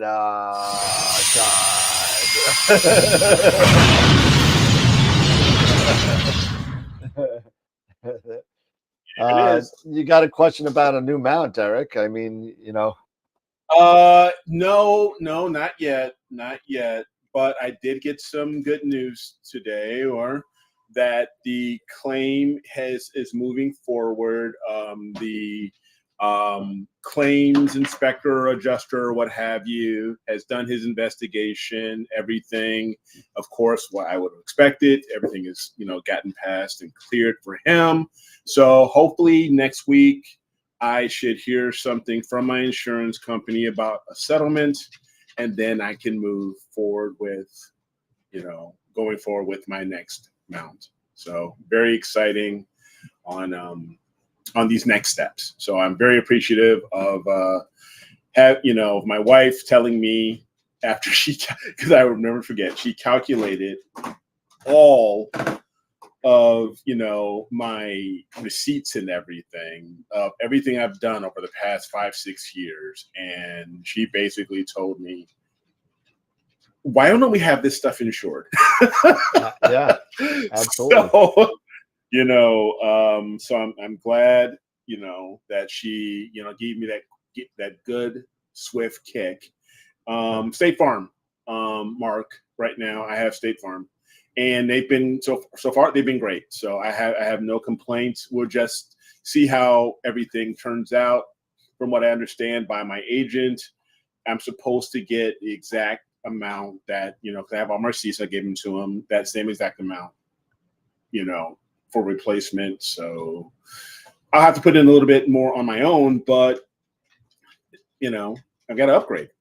Yep, it is what it is, and I'm fine with that. So, but yeah, but you're gonna be getting a lot of money back. So I mean, yeah. So it'll be good. Yeah, I mean, just look at your coverage. I gotta get some better ones. I personally use USAA. I also have USAA, for my personal, for other stuff. But I've been with State Farm for decades. So yeah, I'm curious on that, Dave. I'm wondering if your premiums are going to go up now that you made a claim on something. That's what they have said. No, because it is a relatively, in the grand scheme of things, it is a personal property or personal articles claim, which is, and the dollar amounts are comparatively low, right, for everything. So I was talking to the claims guy and even my agent, they don't expect, my rates to, change or anything like that. Let's see. Kevin's looking for a Star Tracker kind of thing, small and ultra portable. SVX 90. With SVX 90. Okay. How much is an SVX 90? That's what I'm looking now. I don't even know. I mean, because when I think of Star Trackers, I'm thinking like my Move Shoot Move, or something like with the DSLR. Right. Yeah, this looks like it's going to be a little heavy. It looks like weight. Telescope weighs. Yeah, so I have to wait and see. Yeah, exactly. Telescope weighs 8 pounds. Not that heavy. Okay, it's not that heavy. So, and like an Ioptron, Star Adventurer, perhaps. Yep. That'll work. That's 11 pounds, or the GTI. The GT, yes. The GTI would work. Again, you got to remember you're a little pushing there because you're at 8 pounds, and I think the GTA is only good up to 11. So you might want to get something that's the 15-pound range, something like that, or even 20. So you could grow with it. Why also maybe think of, I'm sorry, I didn't mean to cut you off. I was going to just say, maybe think of the AM3 too. Well, that's what he was asking for. He was talking about the AM3. I've heard it's pretty good. It's just as solid as the AM5. So that would be one that I would maybe consider if that's in your price range, and they're fairly decent priced. So yeah, I don't know. Let's see. What is the AM3 price these days? I don't even know. AM3. See. yeah, I mean the AM3 is probably around 1400. Yeah, 15. Yeah. Okay. 1500, and that's without the tripod, I think, if I remember right. Okay. And that holds, what does that hold? Weight capacity is 17.6 without, 28.6 with counterweights. So the AZ GTI, the newer one, the weight capacity is only 11 pounds. Okay. But it's only $640. So Yeah. Depending on what you want to do. That's a significant difference between the two as far as the cost. You will need a counterweight with the GTI. But there are other things. If you want to talk about other mounts, let me know. I'll be happy to talk to you. Yeah. Yeah, it's almost $1,000 less than the AM5. So yeah, it's like $800. Yeah, the counterweight's heavy. I mean, Mm-hmm. So, but, sure. but there are other ways. If you're gonna spend $1,500, I mean, if that's in your wheelhouse, you may want to even look at the Ioptron harmonics, which aren't bad. The HEMs or the HAZs. Those are really good too. So I mean, super light, super portable. Yeah, and everything's cool. Yep, so for sure. So let's see. So we got a little bit of time. Unboxing. Oh yeah, you got your new toy, right? Who wants to do an unboxing? Does anybody want to do an unboxing? Who wants to do an unboxing? I'm excited. I got a box here. What's in the box? What's in the box? What's in the box? Oh, I see Prima Luce tape. Yes. So let's take a look. See here. Did I go Eagle? Uh-oh. I've gone Italian. It's awesome. Yeah, Dave, just so you know, on certain of the Ioptron saddle things, I think we spoke about it on the show. Just make sure you get the one with the right saddle that you don't have to take it apart. But they have a lot of different models out there, so just look at that. You got to flip it and turn it around and do a whole bunch of stuff. Let's see here. I'm going through it now. Oh, doing it live. What's in the box? Come on, Dave. Come on, Dave. You're killing it. Let's see. Shut up. Sit down. It's a box full of paper. It's a box in a box in a box. Box in a box in a box. Save that paper, man. That's like gold. Yeah, that's like gold. I wonder how many people have actually gotten this yet here in the States. Well, I've sold 3, including the one to you. So a lot. And you got to see the picture that I got from Tom. He had 35 of them all around, and he said there was only 4 left. Nice. Yeah, so they're going. So, it's so funny. He even when he sent it to me via UPS, it says Eric Watson, aka Astro Zeus. I love it. So fun.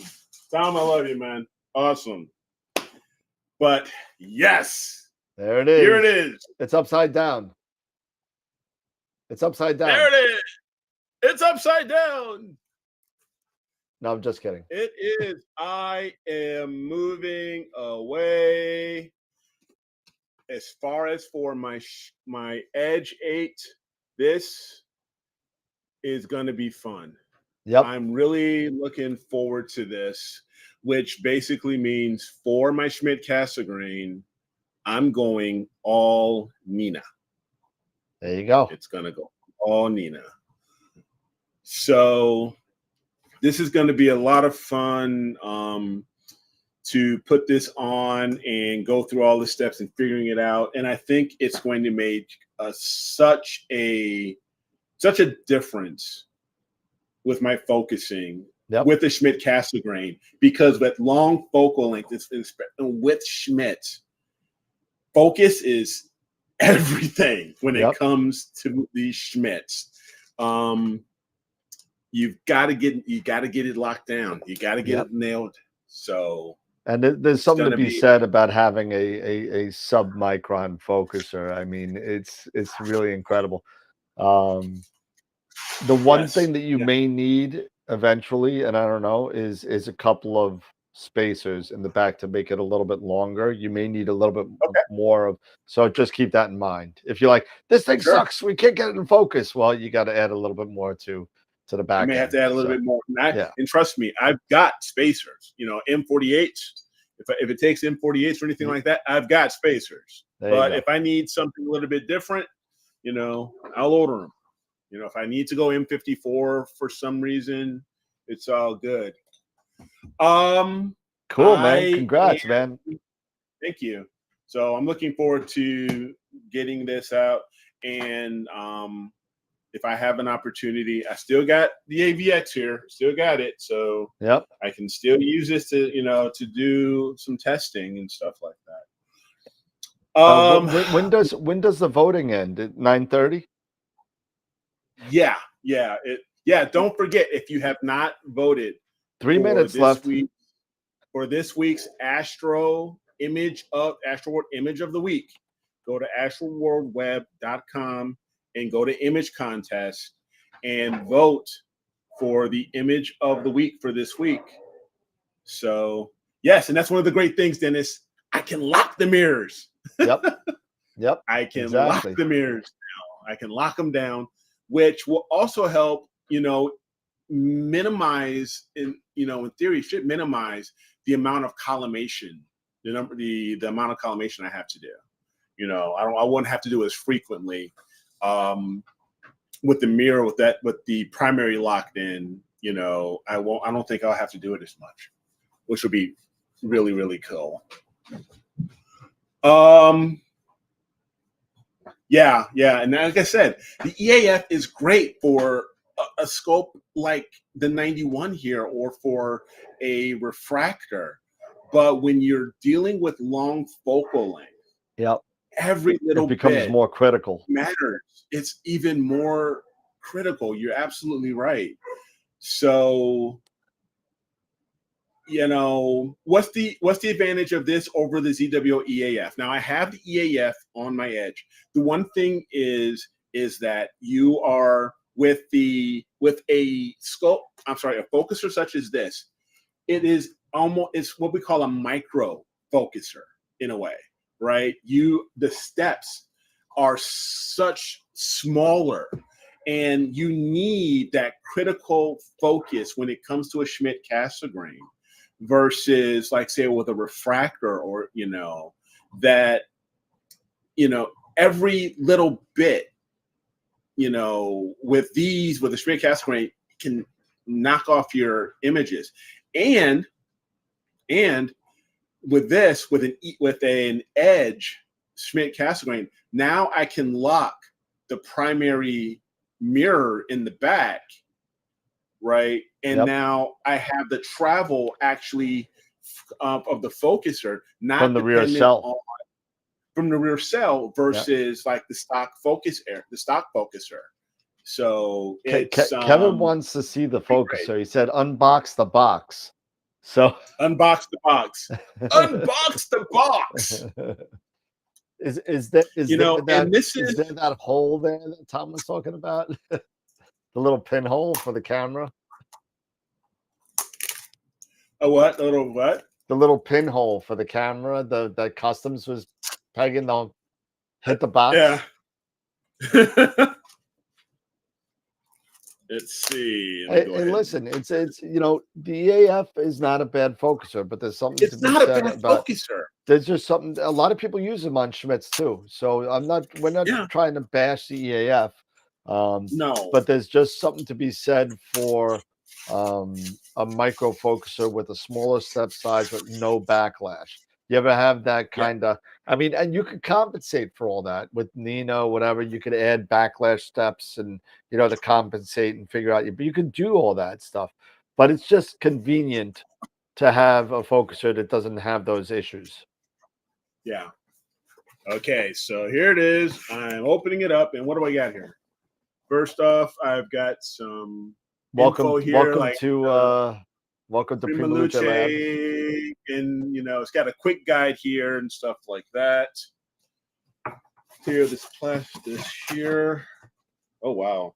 When I saw this at NEAF, yep, and Tom was showing me this, I said, yes. I said yes, absolutely. I was like, oh heck yeah! I was like, this is it. So let's go. Ciao, Bella. So there it is. And it's so another thing with the low profile, especially when it comes to an Edge 8 in particular, you do not have a lot of back focus. Nope. When it comes to an Edge 8.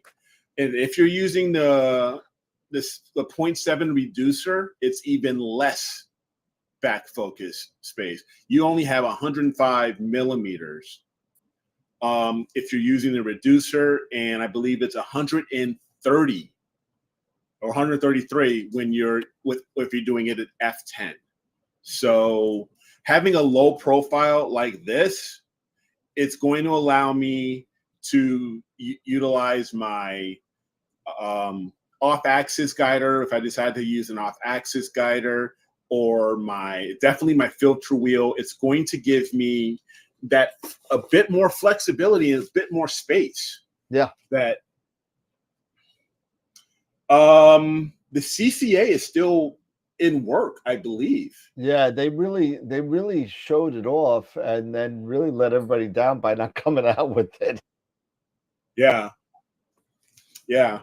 So no, I don't plan on taking off the EAF, but having this on here, this is going, because I can use the EAF to, get really good, and then this is gonna definitely, I think, help out and lock it in. Charlie, I have a collimation question with EAF. I went up to focus to get the donut last night and adjusted.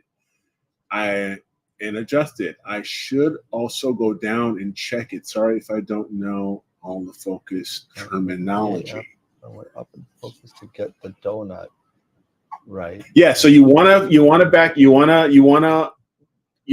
to Bright Star, and you want to definitely defocus that star so you can get the airy disc or the donut, which because you have the central. The secondary mirror, that obstruction there, to give you that.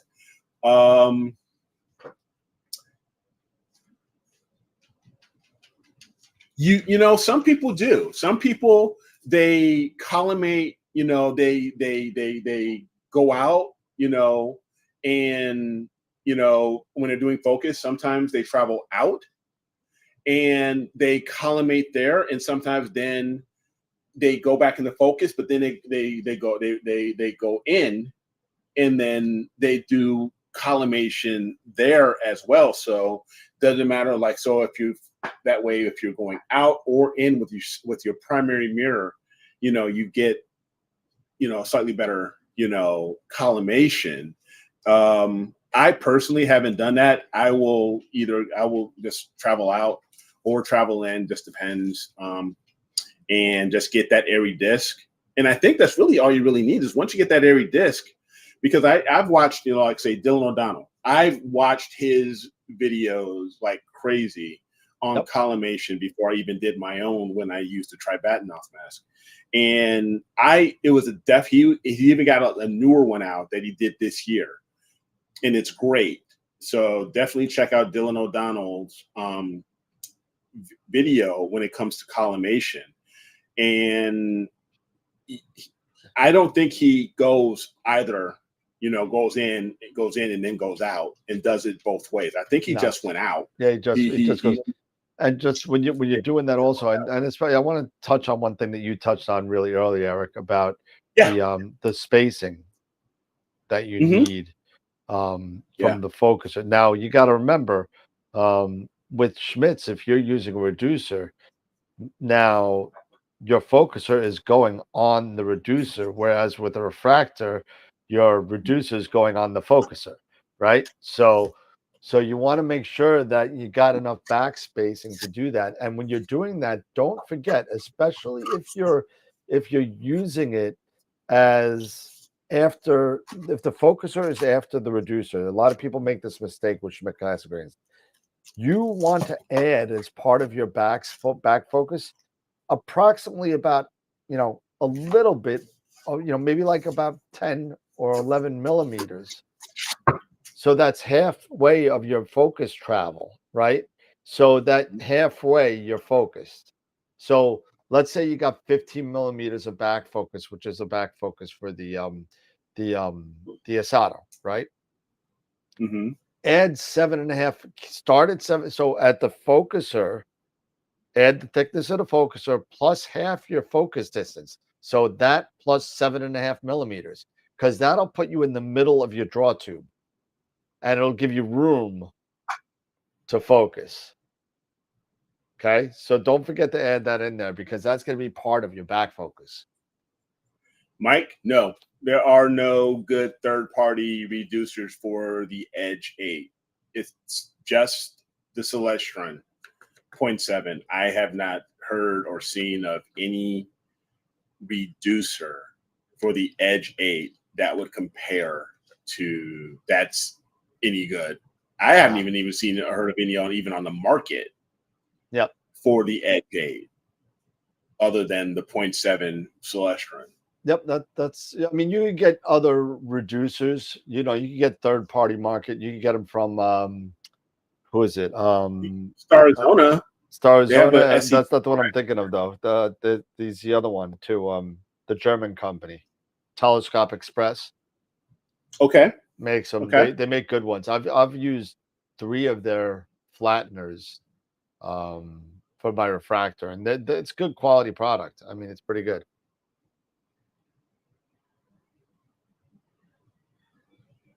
Yeah, I would just stay with the Celestron anyway for Celestron scopes. That's what I was talking about, Dave. TS Optics. So I mean, just like the Esprit line for refractors, they sell their own flatteners for a reason, because they could test it with their equipment and it's optimized for their equipment. If you're able to get a flattener by the same distributor as I would always suggest that you do that before going another route.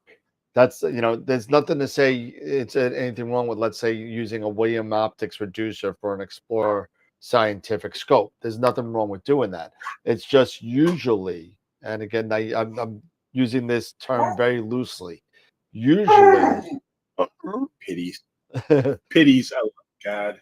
But usually, if you're able to get them from the same manufacturer, that means it was tested with their stuff, so it becomes a little bit more specified for those scopes. And that's no, you know what? I totally forgot about this one. The Lepus. There is another third party. The Optec Lepus. Yep. Optec is great. This one is also forgot about that. This is a very good reducer. This one is actually 0.62. It's not a 0.7, it's a 0.62. But what was really weird, hush. Somebody wants attention. I know, spoiled brat. The only, but when the SIO was measuring the focal length, you would figure it would go down like that around 1200 a little bit over 12. It's still 1400. It's still just a little over 1400 That's weird. millimeter focal length, which is crazy. But the Lepus is another very good option as far as a reducer for the Edge 8. I have it right here in front of me because I have this one because the 7s were, back when I got this, they were on back order like forever. Yeah. So I got this one, to satisfy me until I got the Celestron one. So yeah, but this one right here, and that's from Optech. Well, Charlie, if the backspacing is actually the same. It's the same for. I'm sorry, Charlie's got a question. So if you're turning a collimation screw to the point where it doesn't turn anymore, do not force it. Do not force it. Do not force it. I have had some scopes that are so far out of collimation that I literally had to start from scratch and back all 3 of them out very little to just start to get it close, because somebody cranked down one and the mirror is pointing like to Jersey and the scope is pointing to Alaska. So I mean, you got to sit there and be careful. And when you're doing collimation, you could easily loosen the screws enough where the secondary falls out, or tighten them so much that you shatter the secondary. So you want to be very, very careful with that. And then once you start, if you have the donut, like you were talking about, if you have the donut in the middle, what you want to do, and look at Dylan O'Donnell explains this so great. Dylan O'Donnell has great, yeah. He says, take a pencil or a pen or something like this, and find out which side has the thickest or the thinnest spacing, right? And then you're going to put one side of the pen on the screw, and the other side you'll see where it's pointing at. And that's the screw that you want to start with adjusting. And then move it back and forth and back and forth. Yes. And here's the key thing. Never, ever touch the center screw. Yes. Yes. And here's the thing.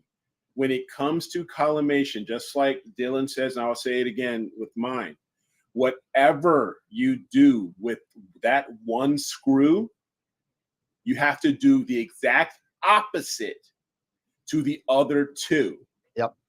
And you want to do very small adjustments. I mean, really tiny, like maybe a 16th of a turn, or less. You want to go very small. And because I had this conversation with a gentleman who I was helping out with his Edge 8, your hand controller, you want to make sure that you have your hand controller ready and you have it on the lowest setting for travel, maybe like 2-speed, 4-speed, very, very tiny, because every time you turn one of those collimation screws, your object is going to shift. And so you want to be able to move it back.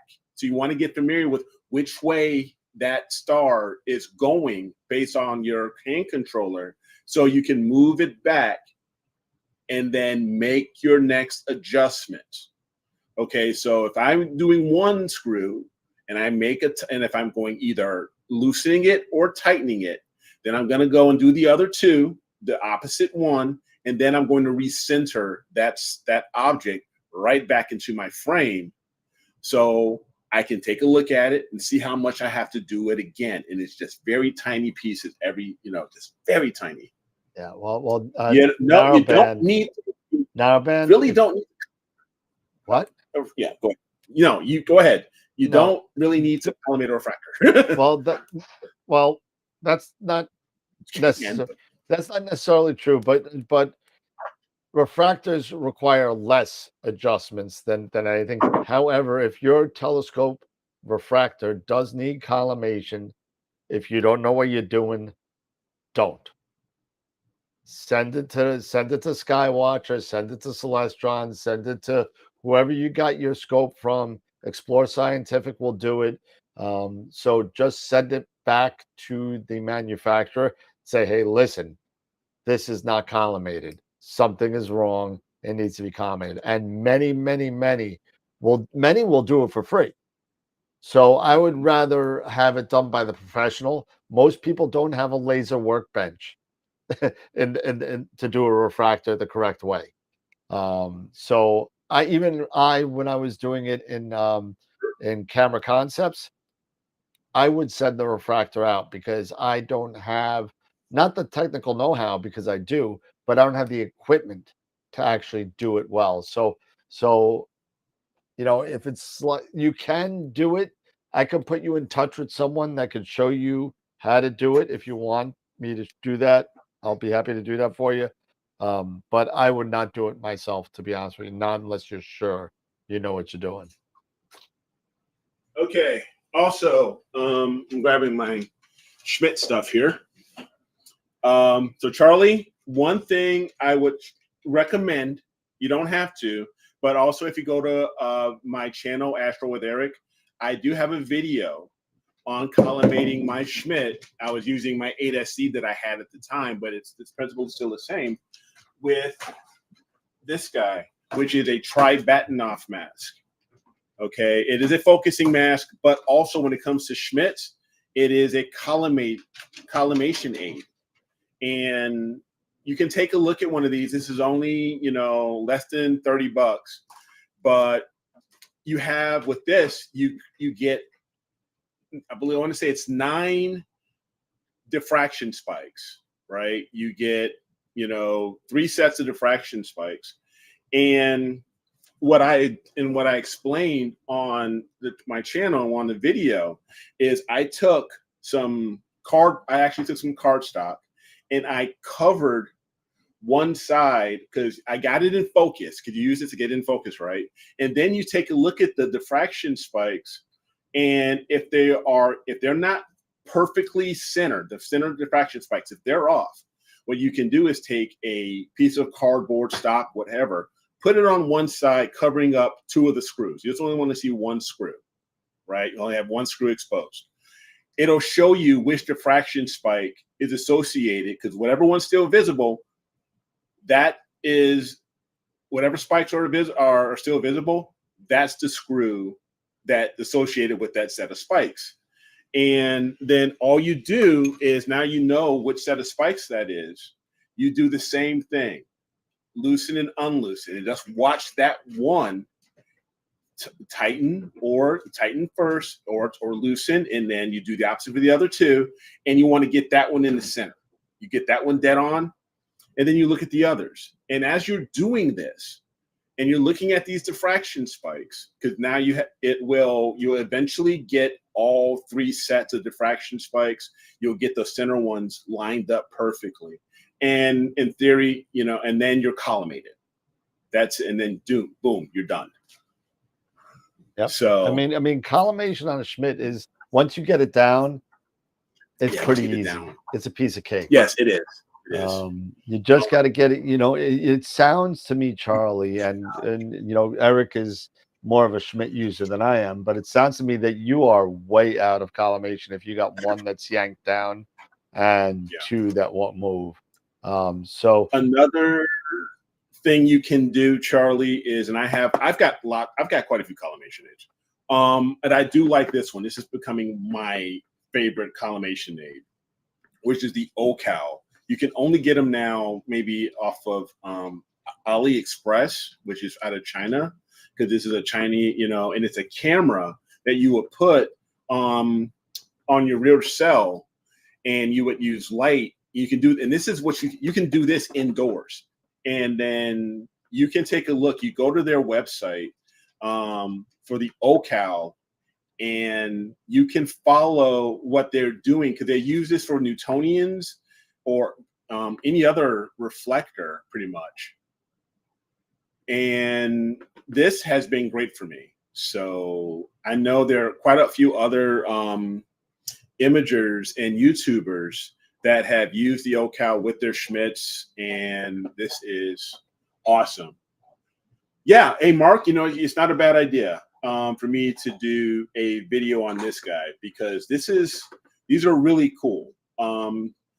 and it's worked out for me so far. It took a while because I think, Dan, I let you borrow this. Yep. And you were working with it. It took a little bit for you to get it nailed, and get the process down. But when you said once you really got everything locked in with this, the biggest really good. The biggest thing to make sure that, and if you work through the software with that, the biggest thing you want to really spend a lot of time with is they actually make you outline all the shadows and mirror edges of your imaging train. So you really want to kind of zoom in and make sure everything's centered and touching the sides and all that kind of stuff. So it's actually a pretty cool little piece of machinery.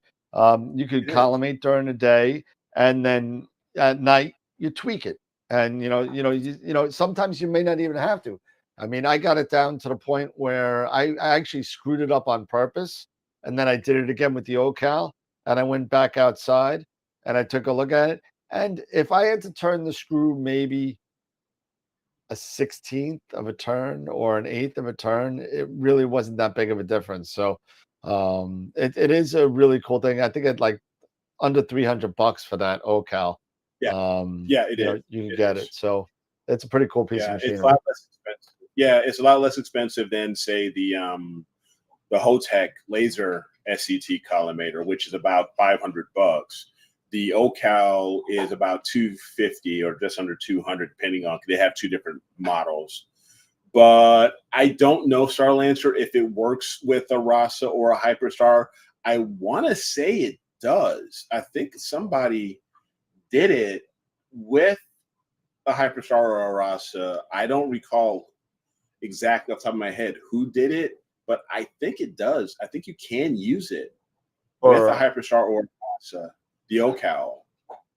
I think I did see somebody use it, but I can't know. But I don't know. Yeah, I just don't recall, but I think I saw somebody use it. Okay. One thing you want to be very careful with, Charlie, is when you're removing that secondary mirror, is how you have everything situated, because you don't want that mirror. You don't want to have it, everything up, vertical, because you do not want to risk the secondary slipping and falling onto your primary. So if you're going to have to take the secondary out and then, adjust, then okay. But I have also had the experience where I actually loosened my secondary. And I had to, even with the OCal, I had to move it around a little bit, while it was kind of loose, to get it kind of recentered. And then I locked it down, and then I collimated, continued my collimation. All right. Well, it's almost 10 o'clock here. Yeah. Let's do you want to? You got to do the pick. Do the right? image of the. Yeah, we can do the image of the week here. I know you've been. That's But definitely, Charlie, if I can help out, if you maybe over the Discord or what have you, yep. I'll do what I can and help out. So.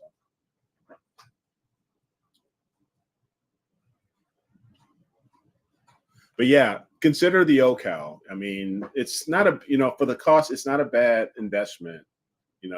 Less than $200. Okay, so let me go to here. Let me share my screen here, and let's take a look at image of the week and see who we got. I know, right, Chris? Will we have another tie? Oh my God! I hope not.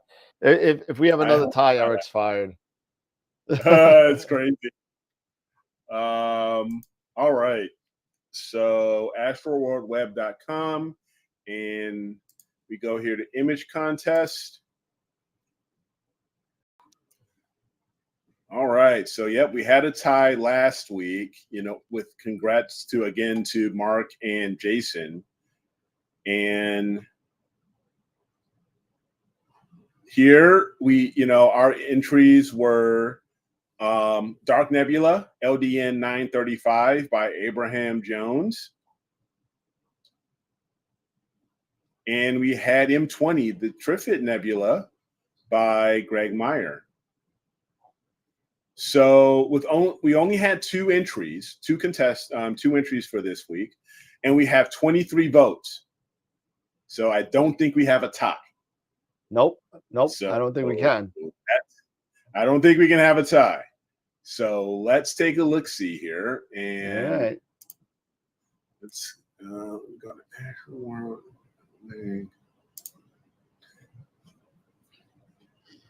You sign in here. Oh yeah, here we go. All right, so we go to all polls. All right, so with 23 votes total, All right, what do we got? the winner is Abraham Jones, 60%, 14 votes. Congratulations, Abraham. Well done. So now you move on to the for image of the month.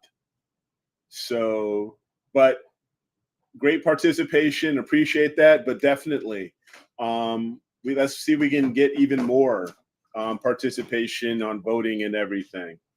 But congratulations there, Abraham, for your image LDN 935. So, well done. Very, very cool. Congratulations to Abe. Abe actually is a prior winner. He did. Yeah. He had Abe's M42, if I remember right. He had an M42 in there. Yes. Yeah. M42. Yep. And he's also, believe it or not, a two-time APOD winner. Yeah. Wow. I'm still, I haven't gotten there yet myself, but you know what? I also haven't sent in a lot to NASA, into the APOD. So you can't win if you don't play. So. Yep. Let's see.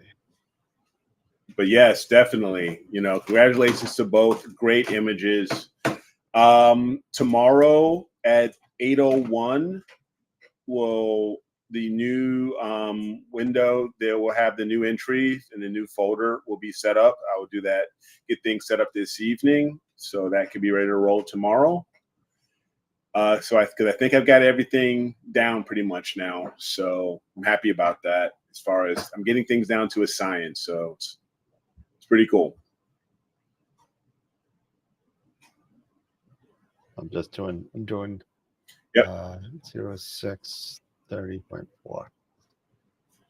I just had to do a great deck. It's funny because certain things like narrowband channels trying to do Barnard 150, but it's not coming up, and there's no real other designation except for an LDN designation for it, and there's really nothing else. So sometimes you have to just do an RAN deck in there and do it that way. At least that'll get you close.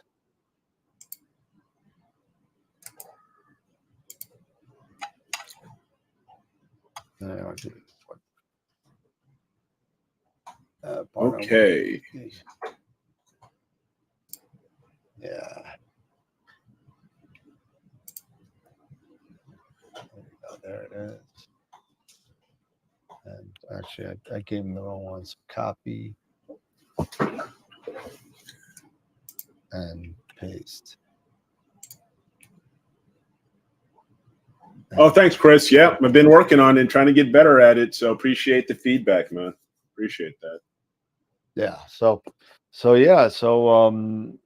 depending on if we ever get our stuff together, Thanks, appreciate it. Let's see. Right now, if we don't get our stuff together, our next show is probably going to be the 25th, 2 weeks from tonight, because that's when I'll be back. Okay. But like I said, I would try to work with you on Sunday. We'll set some time. I'll reach out to you on Sunday. I think what might even be better if we just do a Zoom. Yeah. You know what I mean? Do a Zoom and then forward it to the YouTube channel. Okay. We'll just hit I'm that. fine with either way. Or even. I don't think we could get this in 2 days. You know what I mean? It's a lot of stuff to do. Yeah. Yeah, no. Even if I do I could even do even with my own channel or anything like that. We've posted. We can do a YouTube live or something. Yeah, absolutely. So, we can figure that piece out too. So we're gonna work on making sure that we have something for Wednesday and Friday. Either we'll post it out there and let you guys know. Sounds good. All right, 10 o'clock. Here we come. Time to have my chocolate shake. And all right, cool. So nice job on that. Hey Dan, have a great time in the Great White North to get a lot of great. I'm hoping, man. I really am, because I'm kind of bummed out about getting 88 minutes of data in Nebraska, the whole thing. Hoping to get a lot more. So I want to get some more on the seahorse, and I want to do the snake. So that's where I'm at right now. So I think I'm going to be doing that, and just do Dark Nebula, because I can't get that stuff from Portal 8 Long Island. So yep, it's going to be great. It's good. Yeah. That's all, with all the clouds, Jay, with all the clouds that were up there in that area, I threw out a lot, unfortunately. I'm going to try to do some live stuff, but I'll definitely be doing some live stuff from, even if it's only a couple of minutes, live on location from the house of Ron Breacher, the Masters of Pics Insight, and live from the house of Sean Nielsen. So we'll definitely be doing that. Unfortunately, I heard that the Wi-Fi at Starfest is very spotty at best. So we may be out of luck. I'll just have to take some videos. So all right. Well, and Eric's going to his first star party when? Yeah, it is in October. So the Illinois Dark Sky Star Party. You're gonna be cold. Dress warm, man. It's going to be October. Well, we'll see, because it's early October. It's like the weekend of October 12th. You got to remember, usually star parties are in mountainous areas, and it's probably about going to be 20 degrees cooler than it is in your normal city places. Yeah, because I'm actually going to be in downstate Illinois near Springfield, and it's nothing but like cornfields and stuff like that. So not really mountainous, a lot of cornfields, things like that. But take a look at the historical lows for your area, because listen, good call. Trust me, I know. On my first star party, I was not a happy camper. I went there in like shorts and like whatever, sneakers. My feet were soaked. I was freezing. God. I mean, it was bad. So go there with boots, go there with bug spray, go there, with all that kind of stuff too. So I'm telling you, one good thing is, mountains in Illinois. Yeah, sorry, you know what I'm saying, valleys or whatever. Yeah. But one good thing is that I'm going to take my wife. My wife and I are going. I'm taking the camper. I have a camper, so I'm gonna hitch up the camper to my pickup, and we're going there with a full hookup site. So we'll have heat and all of that stuff, and indoor plumbing, so glamping or whatever you want to call it, and stuff like that. So hopefully we'll be all good. I just hope we have some decent weather, because I think we're going to be around, be new moon time frame. So yeah, well, they better be new moon at a star party. Jeez, I know. I know. So matter of fact, this is new moon week next week. Yep. New moon week next week. So I don't know if I'll be. I'll get the this guy set up and on, but I'm not gonna I really won't use it much until I get closer to full moon, when I can really spend time testing, and because I don't want to waste a new moon. Yep. On agreed. Getting that really going. Cool. All right. Yeah. Very cool. And you know what? I have my camera set up, so if I drop, like, for those of you guys have seen my traveling to Staunton River, Virginia, a couple of years back, where I was dropping, 3 tanks of gas across I-95. If you haven't seen it, go check it out. It's actually pretty funny. But but maybe I'll throw that on the Patreon for a little piece of comic relief. But anyway, Eric, final thoughts? No, again, great show. Love doing these constellation presentations and, educating myself, hopefully giving a little bit of, knowledge to others and stuff like that. Yeah, definitely go and check out the Puricids or Pericids meteor shower. I think it's that. Is that this now? Is Percy, it's is this the Perseus week. meteor? Yeah, it's this week. It's tomorrow. If Tomorrow. yeah, so get And- out there if you're in some nice area. Check out the Yeah, it's meteors. not the Pleiades, it's the Perseids. If the Pleiades were a meteor shower, we'd be in trouble. We'll be in trouble. Ah, 45's coming right at me. Just don't look up. Be fine. Yeah, I know, right? But yeah, it was great. And definitely, like Charlie, if you have questions, I'll be more than happy to answer them, maybe post them on Discord or what have you. And I will try to answer them when I can. But just forgive me if I don't get to you immediately, because I've got I got real life stuff. My son's home for a while that I haven't seen in like almost since Christmas. So it's going to be spending some time with my boy. Nice. But anyway, if you have some questions, I'll be more than happy to answer them and see what I can do to help out. Awesome. Cool, man. All right.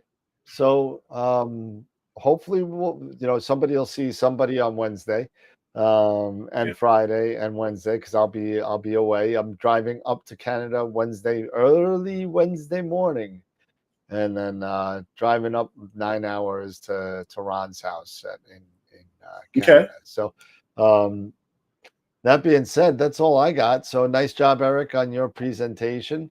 Thanks, bud. Really cool. And we'll see each other next time, I guess, so we'll see each other in a little bit. And then don't forget, I got the dates for the McDonald's conference in Chicago is the last week in September. So okay, perfect. So I'll be up there to hang out with you again. This time we're gonna get a steak dinner. There you go. We're gonna get Harry Carey's and get a couple steaks. There you go. We'll figure out a night, and we'll go to Harry Carey's. My treat. So there you go. Bring the wife. Because it's right there in the hotel. Yeah, for sure. Awesome. All right, everybody. Have a good night. We'll see you. You might see Eric. You might see us when we come back. You'll definitely see something going on. If we have to put old shows up to kind of fill up the air, we will do that. So everybody have a great weekend. Enjoy the Perseids tomorrow night, as long as you have clear skies, and take care. All right. And remember, as always, keep imaging, keep educating, and clear skies. And we'll see you later, guys. Have a nice night. Have a great weekend, everybody. All right.